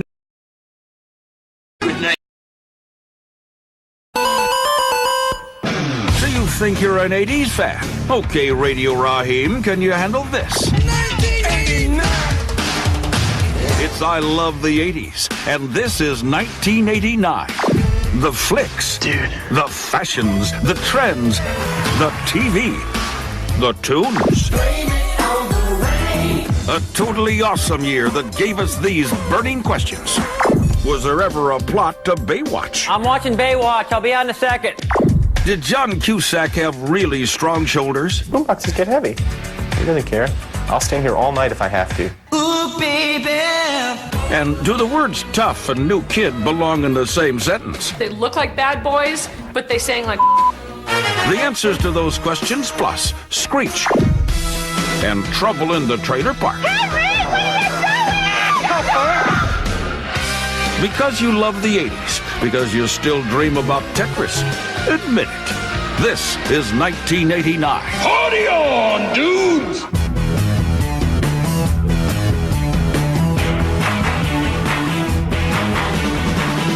I love the 80s.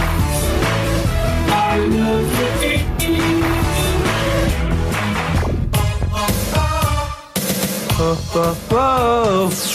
All right, stop. Hi, you might not know who we are, but we're the New Kids on the Block. I was a fan of New Kids on the Block, I have to say. I was like, oh my God, they're so cute. One of them asked me to their prom. Jordan, Joey, Danny, Donnie, and John. No, don't know them. The New Kids became popular because of chick appeal.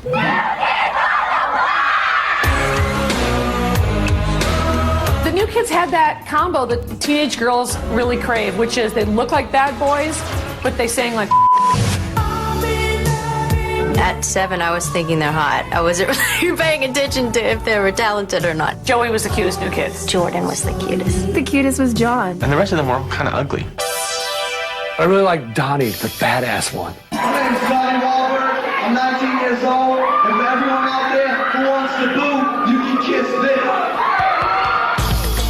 I know you're badass. It's just that you weren't representing. Should have been in a metal band, bro.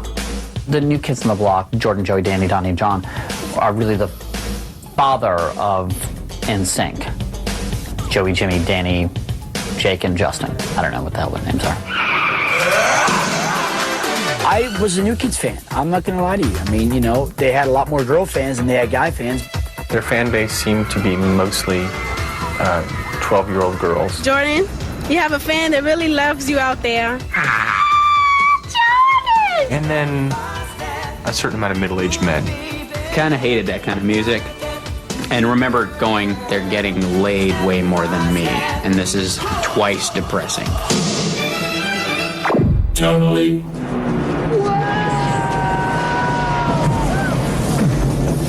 Strange things are afoot at the Circle K. Oh, Bill and Ted.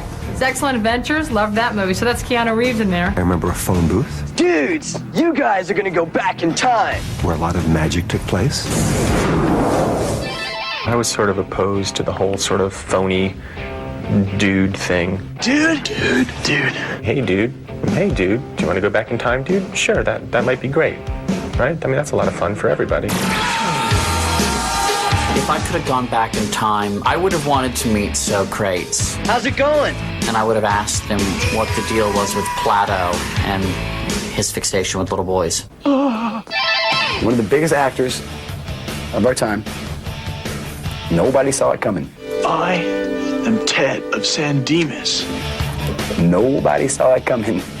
I wasn't surprised that Keanu went on to better things. I was surprised how it happened, because the devil buys souls at a pretty hefty clip. Excellent! Definitely didn't strike you as the type of character who would be in something called Speed one day. You'll see.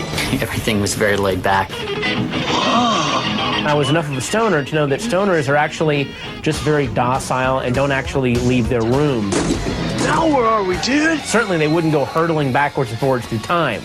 They would find a way to get out of that. Gentlemen, you're on your own. It was a cut-loose film. Yeah. They had an excellent adventure. What can we say about it? 2 thumbs up. Party on, dudes! I love 89. Girl, you know it's true. Ew, ew, ew. I love you. To think that it wasn't them singing Girl, You Know It's True. I mean, it breaks one's heart.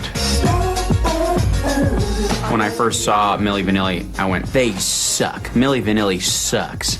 And I was wrong. It wasn't them sucking. It was somebody else sucking. They were just pretending to suck. That voice and that dude, there's something that doesn't mix. Milli Vanilli had great 80s dance moves. They used to run and jump and kind of touch chest like football players do. And they had the same little move like New Kids on the Block did with their little legs and going from side to side. We all danced to it, didn't we? You know you did. I know they lip sync their songs, but I thought they needed somebody to dance in for them. Milli Vanilli outfits. Oh my God, I can remember people being Milli Vanilli for Halloween.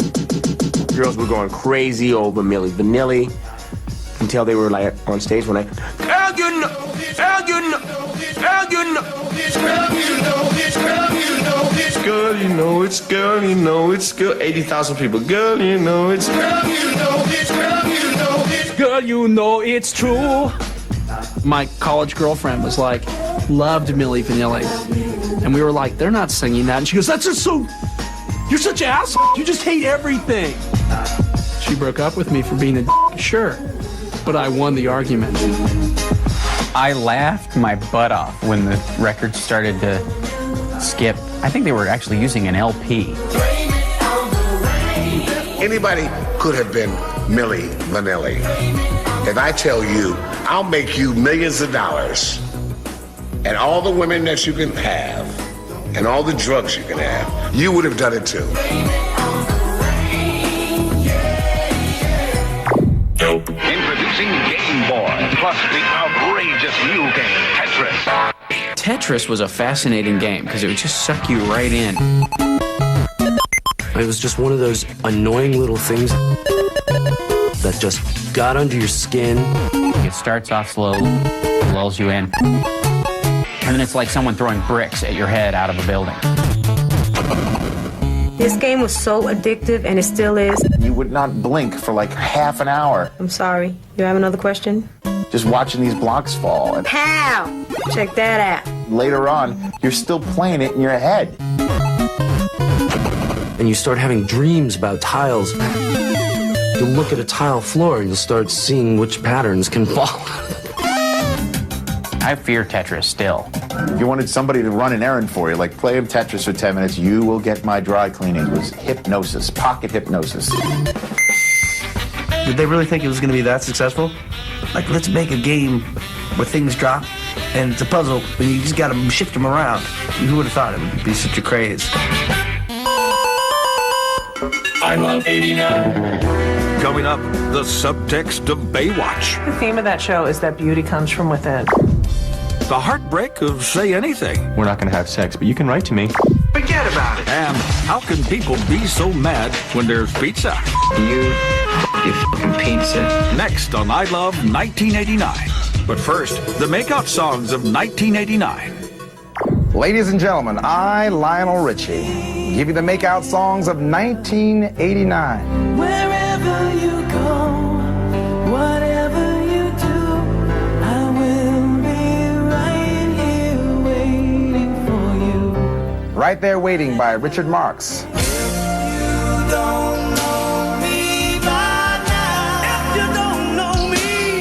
If You Don't Know Me By Now by Simply Red.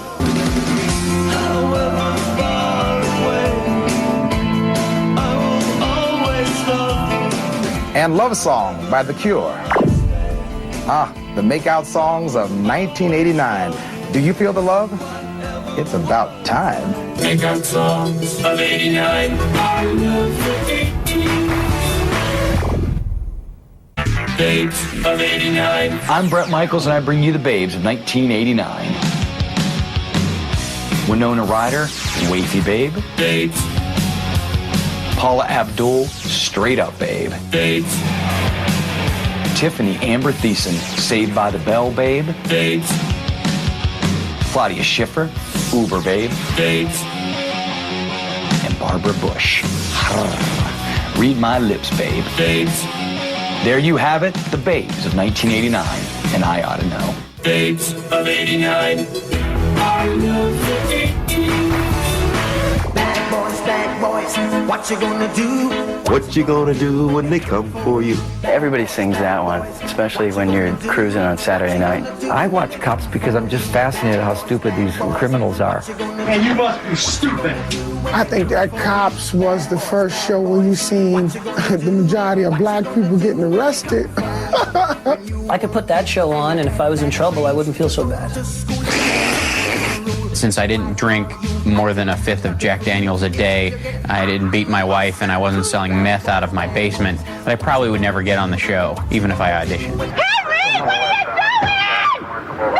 I like seeing cops, sort of out-of-shape cops running and then having to catch their breath for about half an hour. And the cop can't make it, so he stops. And he radios. 1M12. I lost a suspect in the woods. And you see him glance at the camera, and you know he's thinking, please turn that camera off. Stop, I'll shoot you in the back. No one ever is to blame. I don't think people really realize that just because there are cops at your door, you don't have to let them in. Yeah, come on in with the camera crew. Family disputes are the funniest things when the guy comes out and he's still yelling, he's bleeding, and he's like, ain't nothing happening here, go away. The guy's always shirtless and out of shape. Looking real country, ghettoed in country, which is like a hell of a combination. And his pants falling half down, going, what? Wait, what? I like that. It's Shock TV. Stay tuned next week when another guy with a mullet gets pulled over for speeding. Wicked. Rob Lowe's sex scandal. Va va va voom. I didn't see Rob Lowe's tape. I wish I had to see how really low Rob was. These innuendos are just no fun. If you're Rob Lowe, that's your job. Have sex with hot girls and videotape it. Rob Lowe didn't do anything that half of us haven't wanted to do or have done or know somebody that has done. Incredibly good-looking and wealthy guy was boning chicks. That's a shocker? People were like, that's an outrage. And 80% of the men in the country were going, why did he tape himself? Oh boy, he videotaped himself having sex. Who doesn't? I saw Rob Lowe's videotape. It looks like an average porn to me. Lay your hands on me! To have kinky sex. Hell yes.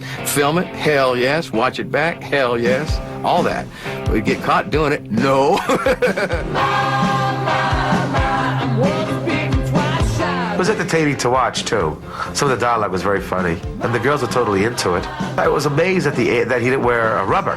It just absolutely ruined him, and I sure hope he got a nut. Don't give me no lines and keep your hands to yourself. I don't think Rob Lowe's career was affected at all. Not even one bit. I'm a human being, and I hurt, and I'm embarrassed. Anybody who videotapes their own sexual acts and either doesn't have that stuff locked up at Fort Knox or doesn't erase the tape gets exactly what they deserve. Deja video. If I could turn back time, oh. If I could find a way. That's what she keeps hoping for. Can't do it, though. Time keeps rolling forward. That was Ace's pal that she got out and showed her buns like that. Oh.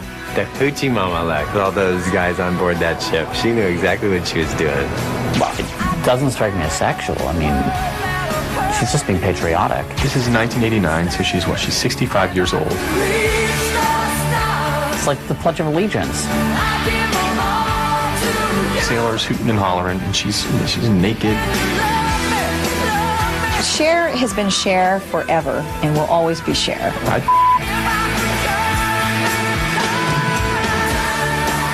I love 89. Do the Right Thing was like a seminal film. It was funny, and it was evocative, and it was difficult, and it was challenging. It starts out and Rosie does that insane dance. I found it a little uncomfortable. There was a little bit too much of this stuff going on. It was a little jiggly. I worried for her back health. I loved Rosie Perez. If you think I'm going to let you get some, put your clothes on. She wasn't going to take any shit, and she wanted to go somewhere. Trust me. Trust you, Mookie, the last time I trusted you. The last time I trusted you, Mookie, I ended up with soon. Remember your son? Mookie was a lovemaker with the ice, if I recall. Tina, you don't got a 4-head, you got an 8-head. Mookie, Claudius. It's racial strife in New York on a super hot summer's day in the 80s. Let me tell you the story of right hand, left hand. Love, hate, it's a dichotomy. One hand is always fighting the other hand. These Italian guys, Sounds famous. you know, they have the old Italian pizzeria Forget about it. in a predominantly black neighborhood. You, your f***ing pizza. And Frank Sinatra. You too, Michael Jackson. That tension at the time, that really was going on. Gold chain wearing. Chocolate egg cream sabaran bitch. Menudo, meter, Puerto Rican sucker. Yeah, you. Y'all take a chill. He doesn't let anyone off the hook. We want the black people on that motherfucking wall of fame now! Bugging out was bugging out. My boys and I, we go into a pizza joint. There's no pictures on the wall. We say to the owner, there ain't no brothers on the wall, man. Here I am. I live in your neighborhood. I work in your neighborhood, but I'm not represented, again, in your neighborhood. It's like anything, like an argument in life, where you're like, okay, if you're willing to start this chain of events, Gary, that's enough, man! if two people are not going to back down, the end result just might end up being a homicide. It was a crazy flick, yo.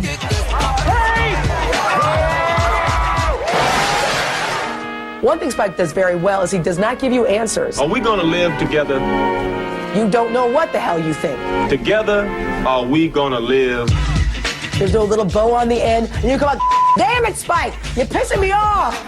News break. The great Madonna uproar broke out late last Thursday when executives of the Pepsi-Cola company, which spent some $5 million to sign the singer as a corporate spokeswoman, got their first look at her new video. When I see a burning cross, the first thing I think about is not, gee, I need a really cold soda right now. Pepsi has always struck me as a carbonated, syrupy, caffeinated holy water of sorts. The extreme religious right, when they saw the Madonna video, were up in arms. She just, again, really pushed those buttons when she went into that church environment. Yeah, burning crosses, not so good. Not because, they don't make good firewood, but because of what they represent. I wonder who made that decision. Yeah, we're gonna have a bunch of burning crosses and a black Jesus. Believe it or not, because I went to parochial school, there was a priest that I wanted to kiss very badly. I just remembered saying, hey, I get it. I'll probably burn in hell, but I get it. I have the right to make love to a black Jesus statue that comes to life in a church if I want to. Lots of people were offended by that video. Yeah. What were they pissed off about? Were they pissed off that Jesus was black, or were they pissed off that Madonna's having sex with Jesus? I think I was offended by it too. Madonna got the best of both worlds, not getting overexposed in Pepsi commercials, and she got paid. I always say that, she can't wear short skirts, so you don't see her large testicles. I love 89. Coming up, what's a little murder between friends? I just killed my best friend. And your worst enemy. Who was screening the folks in the dog pound anyway? It's not woo, woo, woo. You're not lassoing anybody. And someone's bucking for a restraining order. It's sort of like the movie that made stalking cool. Next on I Love 1989. But first, this public service announcement. Many people think you can tell if someone has AIDS just by looking at them, but they're wrong. A person can have AIDS for a long time without showing any symptoms. So protect yourself. Not having sex is one way to avoid AIDS. Staying away from people who shoot drugs is another. If you do have sex, use a condom. It may be the most important thing you ever do. I love 88.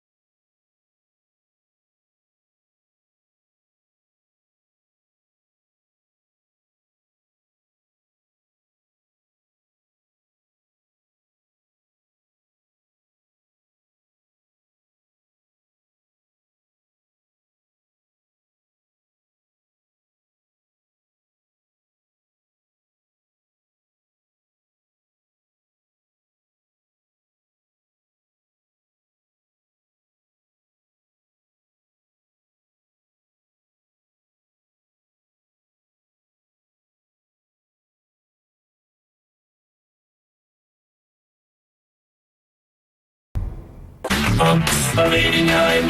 I'm Tracy Elizabeth Lords, and I bring you the hunks of 1989. Will this one do? Batman. Michael Keaton got hot hunk. Nasty boys. The Joker. Wait till they get a load of me hunk. Johnny Depp. 21 Jump Street hunk. Mel Gibson. Semi-mullet hunk. And Leonardo. Teenage Mutant Ninja Turtle hunk. There they are, the men of 1989. 100% USDA prime hunk. Hunks of 89. I love the 80s. I loved Say Anything. John Cusack was such a regular guy romantic. I'm gonna take out Diane Court again. Well, that's unlikely. Say Anything is kind of like one of those impossible love stories. I'm gonna call her.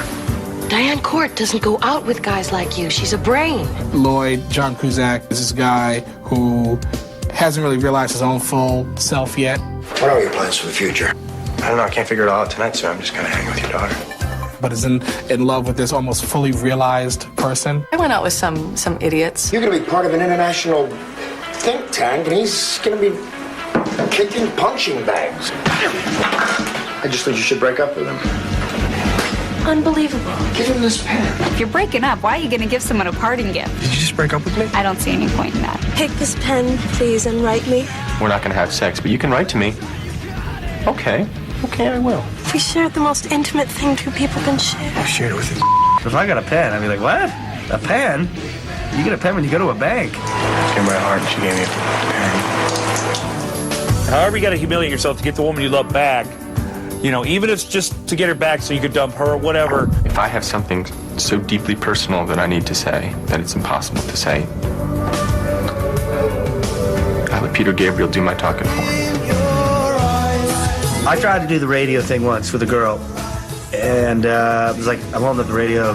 Turns out she wasn't home, but her dad was like, what are you, get out of here. I'll stand here all night if I have to. Now you'd get arrested for that, but back then it was cool. I wanted somebody to be like that for me until somebody actually did. I invited him up, and then the next morning, all my art was stolen. Steal Anything was the name of my movie. I think John Cusack's arm were a little tired after holding this thing up for so long. My love is this strong. But I appreciated every second of it. There's something incredibly beautiful about a guy doing whatever it takes and making himself as vulnerable and foolish as he has to win the love of somebody that he adores. Gnarly. Every night I watched Arsenio. Every night. I loved Arsenio Hall. That was the show. I mean, freaking President Clinton was smart enough to know to get his tail on there. Everybody was on there. I really thought he was going to be our next Carson or Letterman type of thing. He was like the guy for us. We're like, yeah, we finally got one. He was a horrible interviewer. Let's see, what else can we talk about? He would sit there and listen, and you knew he wasn't listening. And it was so absurd. He didn't have anything to say to anybody, but he was cool about it. So you're like, welcome to the show. Hey, yeah, sit on down. Hey, you know, it's good to have. Yeah, you know. And you were like, what? When Arsenio was gonna come on, when the band was playing and the crowd was going crazy, and he'd stand there like this before he walked out. Zoom focus. Then he walks out. It was cool. The whole woo, woo cracked me up. Oh, the dog pound. He would say some horrible stuff about them, and they'd be like, yes, we have on granny panties. Woo, woo, woo. But the fun part about that was when you saw the old white Jewish lady, you know, with the woo, woo, woo, woo, woo, woo. It's not woo, woo, woo. You're not lassoing anybody. Oh, woo, woo, woo, woo. I love that he still gets it. I love that people still remember. If you can't woo, don't get in the dog section. Now, let me ask you a question. I noticed Paul is on the show, and... I remember hearing rumors about Arsenio Hall and Paula Abdul and thinking, oh my God, is it true? No, they didn't have an affair. They had sex. Oh, okay. Was it good? I think I wasn't there, but come on, George, you know everything. From what I could imagine, it was good. He was hitting it. Oh yeah. I thought he was great. I think he should still be around today. I miss Arsenio. Bring Arsenio back. Arsenio, if you out there, thank you, man. Here's your video. If you see your faded Shack was just a fun video that you couldn't help but sing along with. Love Shack! Oh, man. Love Shack, yeah. Love Shack was simply euphemistic for tool shed. They were getting together for a Habitat for Humanity project. That's the quickest way to end a bingo game in Afghanistan. B-52. After I saw the video for Love Shack, I rented a shack and brought all my friends, and we had orgies nonstop. I love 89. Bobby Brown set it off. 89, Bobby was #1. My prerogative. I can do what I want to do. It helped me stand up. You know, somebody was like, you can't do that. That's my prerogative. I can do that. I can do what I want to do. Bobby Brown got my back. Nobody moved in the 80s like Bobby Brown. Oh, he was such a dancer. Oh, my God. Listen to my telephone. Someone who can dance the way he danced with, a lot of pelvic gyrations and stuff. I think I sprained my ankle one time, trying to do it. It's like, hey, oh. If he can do that standing up, he can probably do it well laying down. I would imagine. Every little step I take. Remember, he had the old Gumby off to the side here that was doing this, and he had the, the stripes here, sort of looked like Grace Jones. Oh, excuse me. And then he had the little cuts right here. He even started like the writing. Remember when they have like the writing on your head? You did that? Yeah, 3. Oh, he said 3. Which side did you rock him on? Oh, dude, both sides. Ah, you was going vanilla ice on him. Oh. I'm chilling much harder, as you all know, cause Bobby Brown was good to go solo. If you went to go see a Bobby Brown concert, you're going to see this guy do an hour and a half of nonstop dancing, and it was going to be power-packed. He's a poet. Wicked.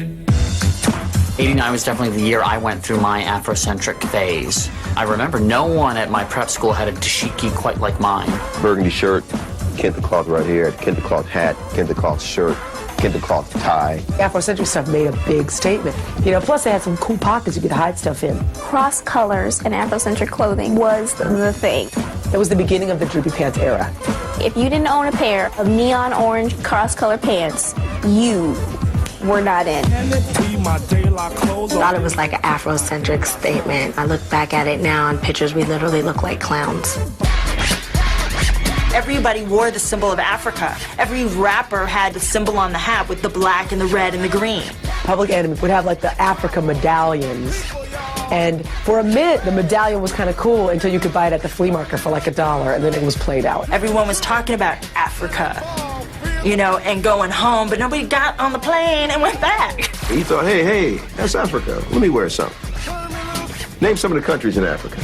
You so Africanized. If you were black in 1989 and you wore Afrocentric clothing, you were trying to get closer to your roots, which is totally cool. If you were white, you were a dork. It's hysterical. We have John Duke, who lives in Missouri with his nice white family, is wearing baggy dickies. Black people always say, hey, see, that's ours. It's like, wait, we've been wearing them for years. Go down to Compton, yo. I love 89. Coming up, the wall comes tumbling down. And the soldiers are all, get down, Viva Sojo. The humor gets super dark. I love my dead gay son. And the metaphorical meaning of love in an elevator. If you don't get it, then you don't deserve to have it explained to you. Next on I Love 1989. Log on. But first, log on to VH1 for everything 80s. Artist info, photo galleries, CD purchases, and great 80s trivia games.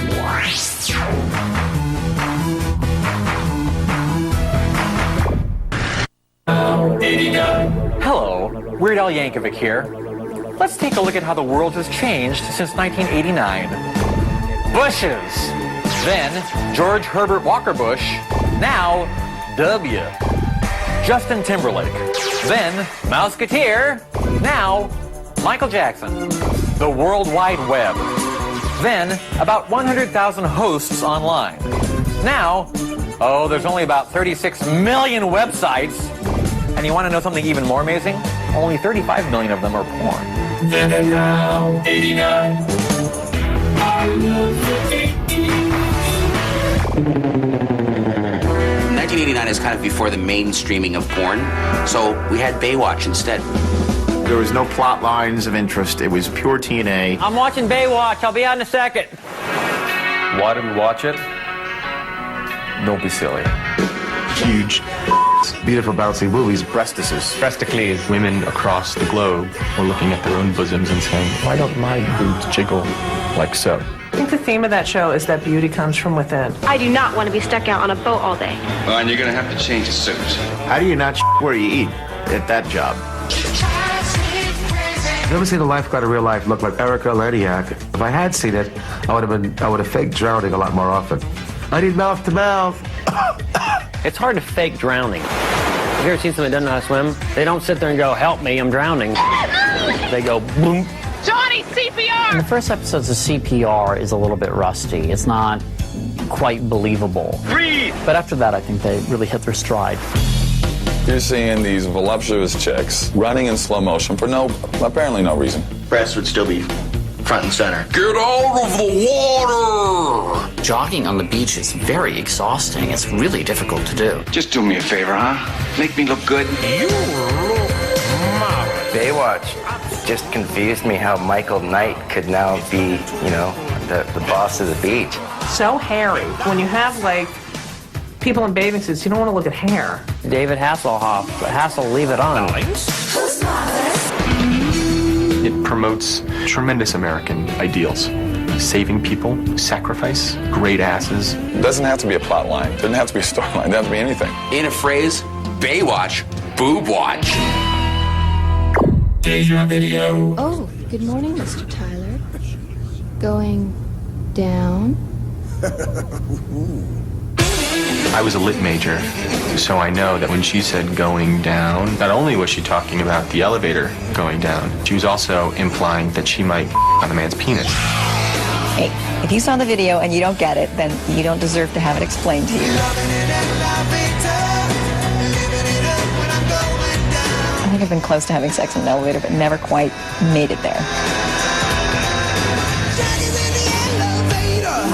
The mannequins would turn into women, and then they turn back into mannequins, and so they would sneak off with them, knowing full well that later on they would turn back into women. Go home tonight and have sex in an elevator.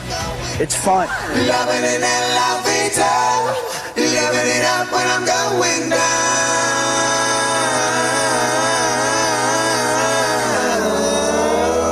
I love 89. Greetings and salutations. I loved Heather. That was kind of the anthem for teens that were a little bit on the outskirts. Heather, why can't we talk to different kinds of people? The girls were all named Heather. And they started killing themselves. Is that it? The whole idea of the cliques, that was the first time that had really been skewered. You wanted to be a member of the most powerful clique in school. Winona never looked better than in Heather's, really. She was so dark and hot. Dear Diary, I want to kill, and you have to believe it's for more than just selfish reasons, more than just a spoke in my menstrual cycle. Winona Ryder, very hot, and I'm hoping I'm next on the list of actors that she dates. Winona, come on. Heather's is a sort of charming tale about a kid who's going to blow up a school. Christian Slater. That's all I can say. Christian Slater. Doesn't this cafeteria have a no loud rule? A lot of the kids in the country united at that moment of death to the jocks.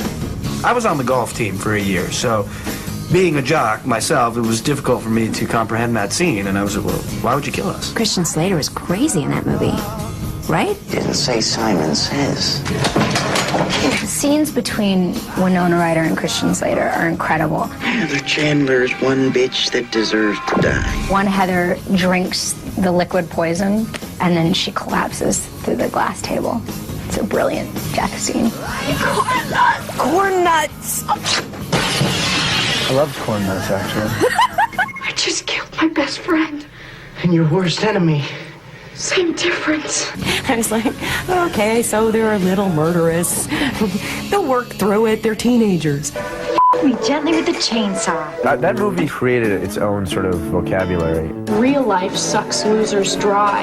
If you want to f the Eagles, you have to learn to fly. What is your damage, Heather? Oh, Heather. I love the line, I love my dead gay son. I love my dead gay son. I love my dead gay son. Very, very funny stuff. Everybody loves kids and violence. After they go on the whole killing spree, and she lights the cigarette at the end of the movie, then he's gonna blow himself up. I was like, no, just kiss and make up and get on with it. I wanted to see the killers back together. I think it's the Bonnie and Clyde in me, you know. No movie stands the test of time better than Heather's.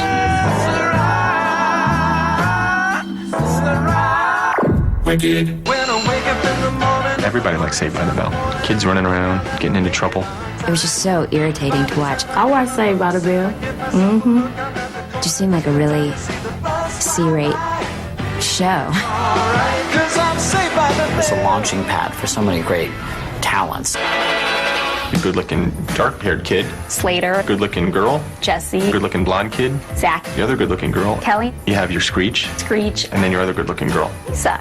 You have your principal. Mr. Belding, of course. I'm the big bopper around here. I loved playing Mr. Bell. That's a recipe for success. Zach was definitely the hottest. Skip the date and start with a goodnight kiss. Like he was really talking to you. I like Lisa. That was my sister. And Kelly. I mean, I'd love to be partners with both of you. We're not to be a slut on Beverly Hills 90210. Kelly Kapowski and A.C. Slater. There's no clear indication of A.C. Slater's sexual orientation in Saved by the Bell. Slater was the thing for Saved by the Bell. Thank you. We see early indications of Elizabeth Berkley's penchant for stripping. Awesome. She went out to be a slut in some other movies. They were the good-looking kids in the school, and then there was Screech. Come on, Screech, cheer up. He was the geek. I remember that. Now he's trying to look stud-like anymore. He's one of those nerdy outcasts, but yet in the Saved by the Bell world, every clique hangs out together. Why were they friends with him? We're the really popular, good-looking kids in school. Let's hang out with Screech. It was nice that they fit Screech in with all of their cool friends. Does it say that they're good-hearted and they want to befriend the weird misfit? Or does it say they're sadistic? My horoscope says we're destined to dance together. My horoscope says, beware of dorks. Arrivederci, dorky. That's one of those shows that you love to watch, but you didn't really want to admit it to anyone. I love 89. And we go a little something like this. Hit it. Don't Walk with the Funky Cold Medina was just one of those cool songs. Funky Cold Medina. And the guy who had that cool voice. It wasn't like cool Barry White deep. It was like Barry White got a frog in his throat deep. It's making me feel like I may be able to have a career again someday. Said I can't get no satisfaction. If you got a deep, sexy voice like that, I kind of like tone. Shit, I'm looking deaf. Yo, what's up with LOC? Funky Cold Medina always sounded to me like an illness. The Funky Cold Medina is like a drink, an underground drink that gets you in the mood for the wild thing. Why you so fly? Said Funky Cold Medina. Terribly sorry, Mr. Johnson, but you have Funky Cold Medina. Oh, no, doctor, no. Funky Cold Medina. Does anyone know where you can actually buy some of that Funky Cold Medina? No. Pick up a six-pack of that.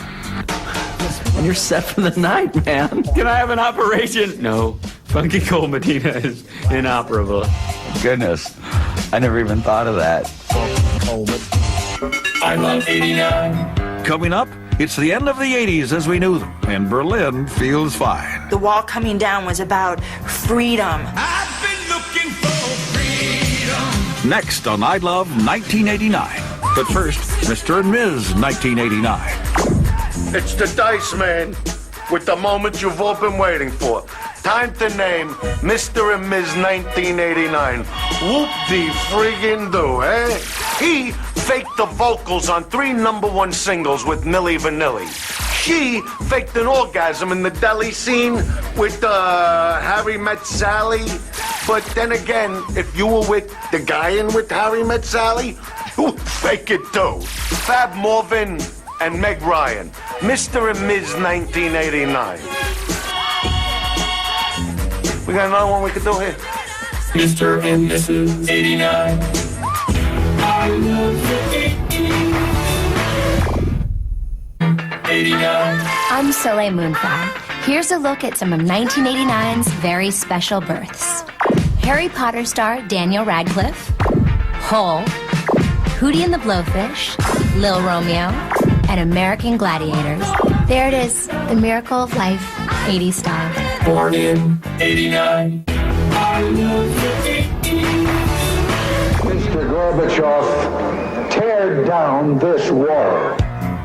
Berlin Wall coming down was just a huge event in '89. I was driving to Berlin when we got a call that we might have to turn around because there was trouble on the wall. There's this riot or something going on down at the wall, and these people have got these chisels out and they're banging away on the wall. The Soviet Union was bankrupt. They were going to recycle the concrete and make some money that way. My buddy gets up and he starts like dancing on top of the wall, and the soldiers are all, get down if he will shoot you, and everybody's going, okay, shoot me. When I woke up the next morning, my bus was in line with 1 million East German cars going into West Berlin because that night they had taken the wall down. The wall coming down was about freedom. I've been looking for freedom. I remember David Hasselhoff playing at the Berlin Wall coming down thing. It was a dream to come here, to see all these people, and to see that freedom has actually come through. I just came to say thank you, and it's quite an honor to be here. Well, any student of geopolitics can tell you that David Hasselhoff is the reason that the wall came down. People in East Berlin were unable to get Baywatch on their cable system. I have a little souvenir. It's a piece of the wall specially broken for you. Dankeschön. Who better to speak for the hopes of millions than Hasselhoff? The feeling is so electric and so positive. David Hasselhoff is huge in Germany.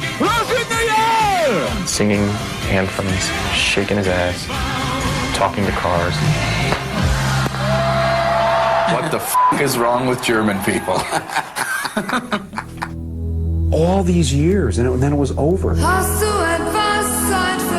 Just knew it meant freedom and a new lease on life. If I were a kid living in East Germany and I could have access to all that existed in the capitalist world, the first thing I would buy be McDonald's. First Velvet Underground record. Decent pair of kicks and a new wave haircut. All the music that I wasn't allowed to hear. The freedom of finally being able to just buy it from the guy that you always bought it from, but legally, that was the big change.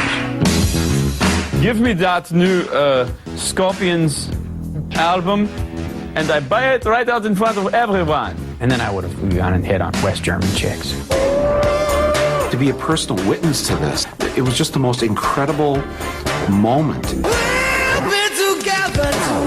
I just happened to be there, and it's one of the most amazing times of my life. I had the excitement, like, yes, oh my God, this is happening, and it's my generation, how cool. And then there was that sense of, oh my God, now what happens? I love 89. Only VH1 can take you behind the scenes as your favorite rock stars hang with the hottest Playboy playmates. With all the sex and rock and roll, who needs the drugs? VH1 All Access Sex and Rock and Roll premieres this Monday at 10 p.m. What do you think of this? So, you're really an 80s fan. That's right. Okay, Roger Rabbit, it's I Love the 80s Strikes Back. And this is 1988. Again. The flicks. Hello, Wonder. The fashions. The trends. The TV. The tunes. A totally awesome year that gave us even more burning questions. How did my two dads make a baby? My two dads is a medical miracle. Was there a hidden meaning behind pour some sugar on me? On his And what happens when you say Beetlejuice, Beetlejuice, You die? He dies? Somebody dies? The answers to those questions, plus a famous bush, another famous bush, and the wheat fest known as Beaches. Bring on the terminal sickness. Because you can't get enough 80s, because you're still sporting those strategically ripped jeans, admit it. This is 1988 Strikes Back.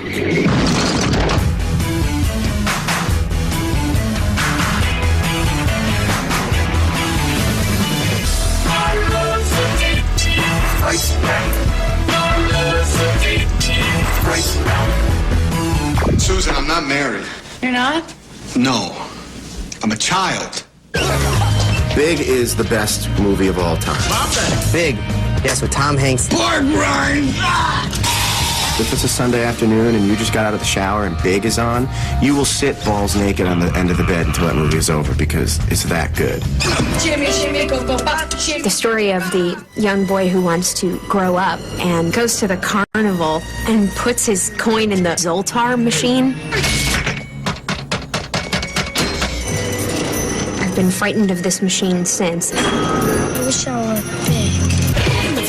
The next morning he wakes up and he's in underoos, I think. The second I look in my underwear and find out I've grown up, I'll give you a call. And then, of course, the very, very famous piano scene in FAO Schwartz.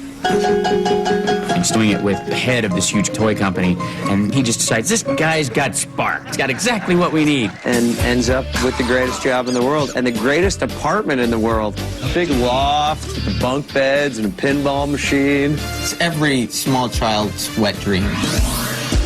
My favorite scene in the whole movie is the part where he goes to the big party and he picks up the little hors d'oeuvre corns, you know, those little tiny things, and he's like... Big is the reason that I still eat baby corn. And the first time he eats caviar, and it's just like, you know, and like just spits it out. I got a car outside. You want to get out of here? Naughty girls need love. Everybody's favorite scene is she wanted to do it. Do you mean sleep over? Well, yeah. Okay. But I get to be on top. You sleep up there on the top bunk. I got the bottom, you know. Elizabeth Perkins, you know, as they're about to have sex, shuts off the light, as we adults tend to do. And he reaches over and turns the light back on, as a young man would do. No, I don't want to miss this. Still have sex with the lights on for that very purpose. So, what are you, 15, 16? 13.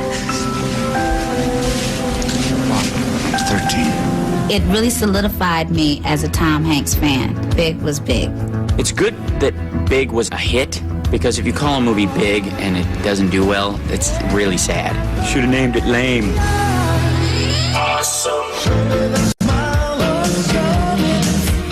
I was a huge Growing Pains fan. It was just like the perfect American family. And they always talked about their problems. It was nothing like anybody's family. You had Alan Thicke, who played the father, and then you had Joanna Kearns playing the mom. I always wondered why Alan and Joanna didn't get together. They had a great kind of flirtatious kind of friendship. Remember that nude beach we went to in Maine? I used to really like that show, Growing Pains, and I used to like Kirk Cameron. I used to think he was cute. Kirk Cameron was the heartthrob because he acted like the bad boy, but he looked like such a good boy. I'll tell you something. I can be a pretty sensitive guy sometimes. Puss face. He was like on the cover of like Bop and Teen Beat, and I'd be like, God, that's so funny. It's like Kirk, you know? In fact, I have a little book called Kirk Cameron Dream Guy, which I leaf through on occasion. Oh, okay, The most surprising thing to me about Growing Pains was that there was a character named Boner on it.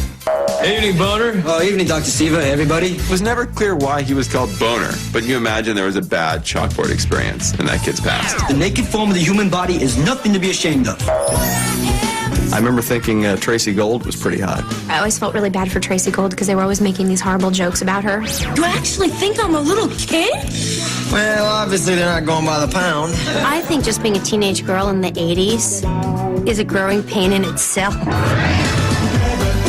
They were always fighting, but then they really all loved each other. And the problems always got solved at the end of every show. Our son posing nude. What a day.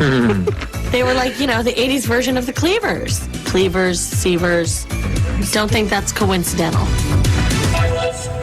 Hi, this is Andy Gallion and Mark Osagueda from Death Angel. And if you have the guts, stay tuned for 3 hours of the heaviest music on the Headbangers Ball.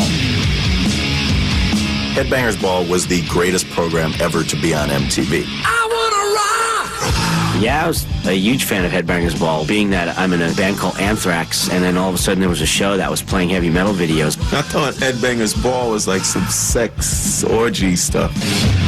It was 3 hours of nothing but metal. From midnight to 3 on Saturday night, there was nothing to do but bang your head. I used to be at home drunk, coming home from somewhere, going, let's see what's on Headbangers Ball. You couldn't see Exodus, Testament, you know what I mean, except for on the ball. I always remember, like, Poison being on Headbangers Ball, and I used to go, like, what? Get them off of there. Nobody bangs their head at a Poison concert unless I'm there and I'm doing it for them. Poison fan. I always thought that on Headbangers Ball, the videos outshone the hosts. Adam Curry here to kick off 3 hours of non-stop headbanging. Well, my favorite host was Adam Curry because he was so out of place there. Before you mosh, you've got to rock it. Adam Curry was like doing this kind of headbanger Superman act where he was like kind of the squeaky clean, blonde Daryl Hall looking guy. Good afternoon. Of course, this is Dial MTV. And suddenly he'd put on this super tacky leather jacket that nobody would wear except like some Jersey chick. I'm Ricky Rackman, and we're on the Headbangers Ball. I think Ricky Rackman was the perfect host for Headbangers Ball. It was much better when they got Ricky, because Ricky came from the hard rock scene. Let's give my pal, Nikki Sixx from Motley Crue, a phone call. He looked like he was like the 5th member who couldn't play an instrument in all these metal bands. Headbangers Ball just knocked all the rest of my 80s memories to the ground. I wonder if their necks ever got hurt. Because they did it for the whole 2 hours. I got dizzy just now. Oh, God, I loved ripped jeans. He was like wearing glorified shorts. There was cuts here, and there would be like frayed all over the place. I used to wear these things to work. What was I thinking? And there was always like the butt crease rip, so like just a flash of a cheek. I got married in a pair of jeans with my butt hanging out, no underwear. Then there's the crotch rip, which I think is risque, particularly if you're male. I didn't wear underwear. We're all the drafty. I never actually ripped the jeans myself. Some people use scissors, which was wrong. With a razor, you can kind of get a little jagged edge thing happening. Yeah, the funny thing about ripped jeans is that you would pay like $300 for ripped jeans. You don't go to a store and buy ripped jeans. You fall down and then they're ripped. It's a badge of honor. The best was when you had that one pair that actually got a natural rip. And you would just watch it sort of develop and open up. And it was just, sort of maybe having a child. When you saw your knee kind of pop out of there, you're like, oh, my ripped jeans. What do you think of this? I love the movie Beetlejuice. It was really like fun to see the afterlife not taken so seriously. Alec Baldwin and Gina Davis get killed and lose their home. And then there's these weirdo people who move in. If my memory serves me correctly, I believe I auditioned for Beetlejuice. I lost to Winona Ryder. Anywho, yeah.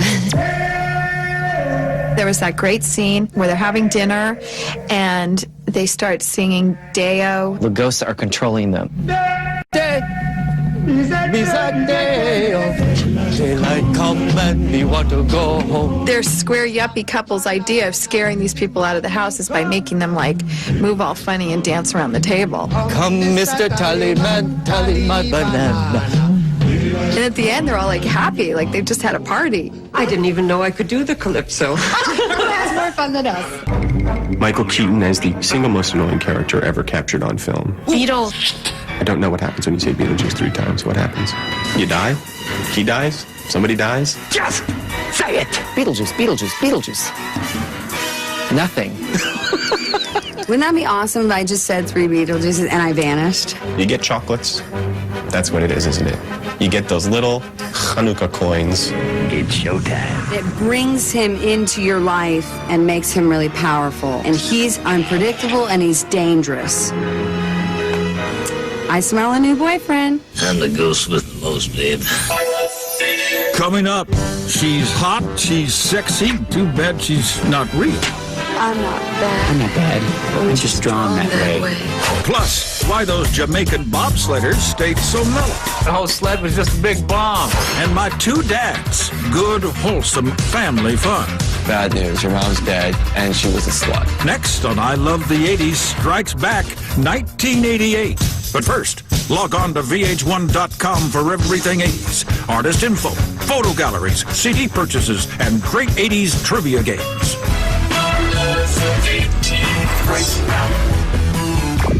Breakup songs of 1988.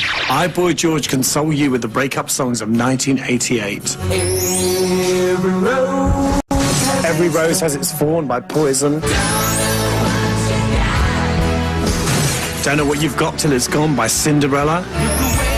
And Look Away by Chicago. The breakup songs of 88. Aren't you prepared to let go now?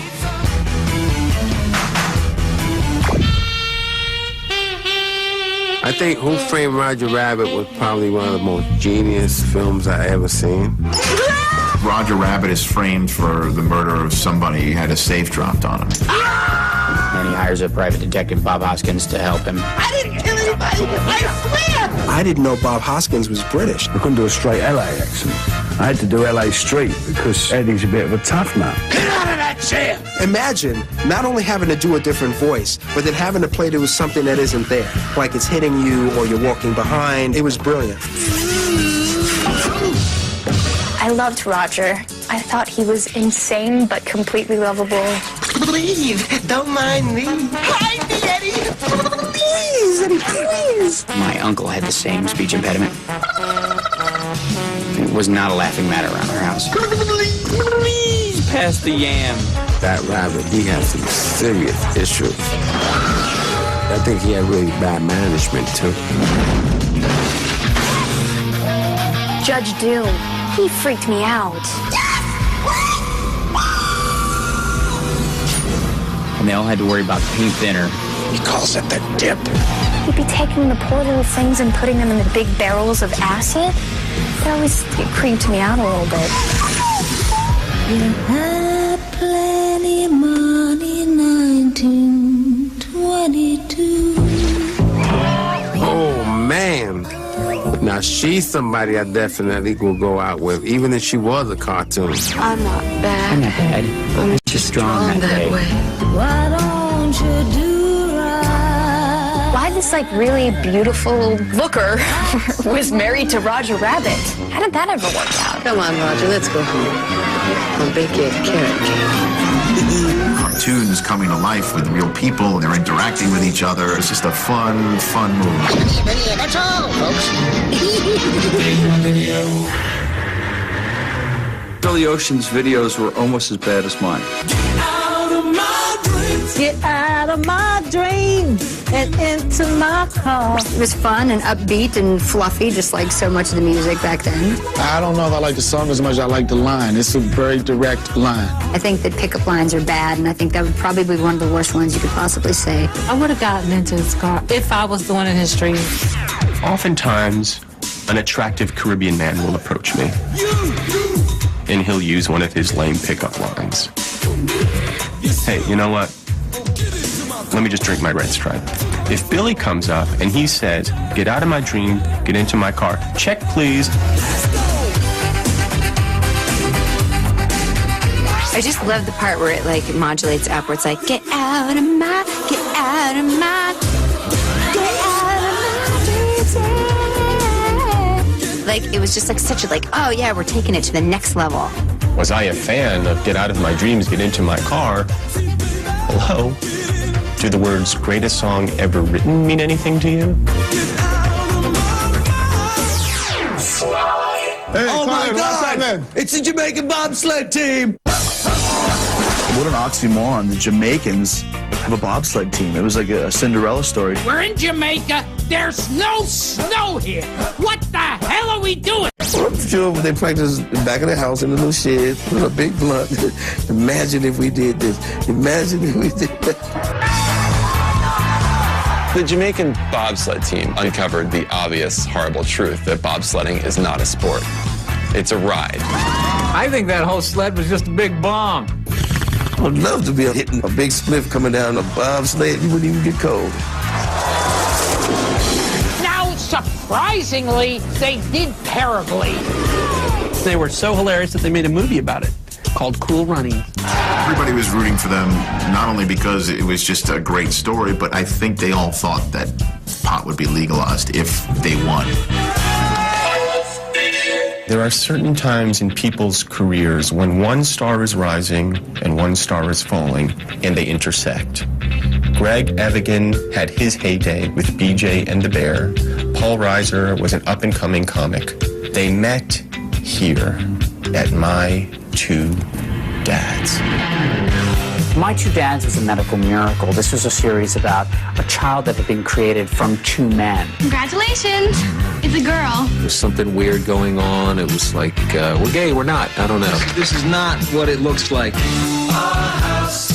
It's an absolutely disgusting premise. Hey, little girl, bad news. Your mom's dead, and she was a slut. We have no idea who your dad is. He's probably one of these two guys. So just live with them. Right now, I'm having a difficult time understanding anything. Those two dads were cool because they both had different qualities. Paul Reiser's kind of like a Jewish mother. He looks worried all the time. He's hurrying around. I only care what this kid does. When did I grow my father's finger? One of them was a little bit younger acting and fun, and she could talk to him a little bit different. You're poor. You have to live here. And how did they become friends? Like, hey, we slept with the same girl. Let's raise a child. I was happy for Paul and Greg when they finally got together. We had all wanted it to happen. I thought it was a mitzvah.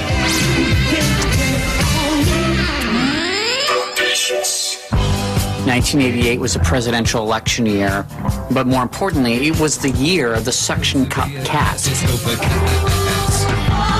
People were taking Garfield cats with suctions on their paws and sticking them to the inside of their windows like a cat was so scared by how you were driving that it actually went, ow, and clawed the glass. Just think about the people like getting in their back seat and kind of cramped and like licking it to make sure it's stuck. Why is that bitch just going across 5 lanes?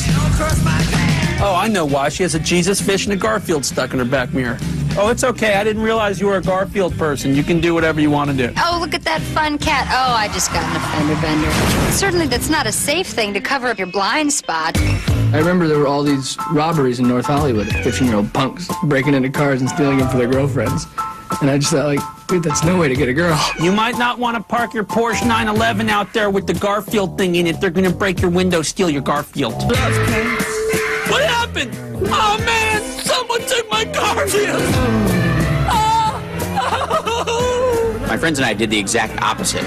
My mom would keep buying them, and we would take them out of the car, smash her window, and throw them in the back seat as the car was driving away, just to get rid of it. Coming up, the ultimate chick flick. Bitches? No, I didn't see peaches. Plus, dance critics weigh in on the icky shuffle. I scored a touchdown. Yeah. And hey, Def Leppard, watch where you're pouring that sugar. Kind of weird to have granulated sugar in your ass crack. Next.